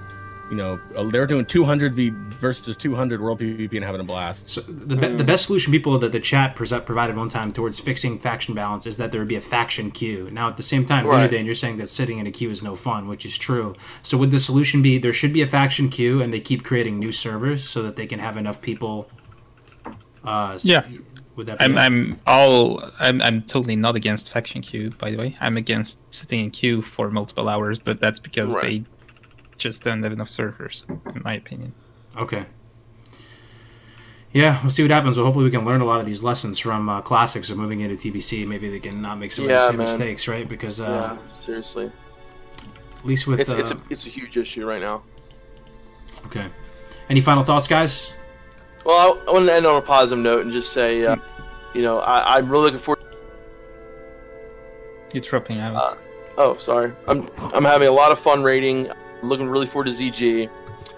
Looking forward to TBC as well, but you know that's got a little while for that yet. But you know, all in all, I you know, other than the issue with the server, I am still playing this game every single day, leveling alts, having a lot of fun raiding with the guys. So, you know, still going strong, baby. Hell yeah, same here. Playing almost every day, have a lot of fun on my main, but also leveling in alt and stuff. And I just really enjoyed the game, and it's really cool that we have it while we wait on the new iteration of it, which is TBC. But at this moment, we have Classic. We can play Classic. It's nothing like when we had to wait for Classic, then we had nothing, you know. So it's a really good time to be a gamer. That's what I guess we can end, or I can end with. Agreed. Good time to be a gamer. Yeah. Hell yeah. I'm a gamer. Some of my best friends on the planet now at this point, guys, here in this call. It's cool. I love you know. Yeah, man. I love this community. I never experienced anything like this before in my life. Having this kind of, it's almost like a lifestyle at a certain point. You know, like if you're making content for it and all doing all this. So, I love you, man. Yeah, man. It's all love. It's all love. Big Crixx, yo, Ayle can. I really want to shout out your guys' streams too, because Crixx has been streaming. He's been streaming some raids, put it that way. And if you guys want to plug the streams, man, that even everyone knows Defcamp probably, but let's get some streams in the chat. What's yours, Ayle? Is it Ayle Gaming? Ayle Gaming. Yeah, mine's Ayle Gaming, but as we've also opened up a Classic WoW TBC subreddit if people want to check that. Okay. Here's Ayle. Here's Dunedain. If you want to follow these guys more closely as they all continue to do stuff throughout the week. If you have the link to the... Oh, I saw Josh in here earlier, by the way. Kept from Countdown. Nice. Yeah, this was started by Josh. It's a... If you want to go there, discuss Classic WoW TBC and everything that comes with that. Oh, yeah. I can't wait. I'd love to talk to him, again. It's been a while since I talked to Josh. So this isn't just a regular subreddit. Josh from Countdown to Classic started this, guys, so it's in good hands. I think a lot of people like Josh and miss Josh since he stopped doing Countdown, right? Like, it's been over for a little bit, man, so... Yeah. Yeah. There he is. Yeah, Josh Corp, dude. Hopefully there's another BlizzCon this year. I get to hang out again. Oh, there he is. There's my dude. Still hanging out. Crixx, what's yours again? Is it Crixx underscore? I think? No, Crixx Gaming underscore. Crixx Gaming underscore. It's literally it's just TBC stuff though. I don't really, I'm not streaming my classic raids anymore. That's all good. I'm sure some people might be interested in that, man. If you guys want to support the channel, the best way you can do it is to make it worth the time of the people who come in here and participate and share their knowledge and insights and stuff. So please, it would be a personal favor if you could just go and throw them a follow. It would be, I really appreciate it. With that said, guys, that's GMA46 for you. Oh. Sorry, Defcamp. No, I figured it. I'm just twitch.tv/Defcamp if you guys want to. Oh yeah. I'm gonna stream a little bit. I just feel like everyone knows you, Defcamp. It's like, it's all right, man. I'm putting it in there. Anyway, I'm gonna stream a little bit after GMA. Gonna continue my hardcore paladin. Okay, sweet. The hardcore cup. We'll throw you the host. We'll throw you the host then if you're gonna start it. Okay. Yeah, cool. Sounds good. We're gonna host Dunedain now, guys, and we'll see you next week. You guys want to do one next week as well? Absolutely, dude. Yeah, we can finish the classes and see how ZG is going at that point. Well, yeah, we'll probably be seeing maybe Ayle got the world first. We'll see. Absolutely. Well, you guys are the best of people in my book, so thank you very much for your time again, guys. We'll see you next week. Take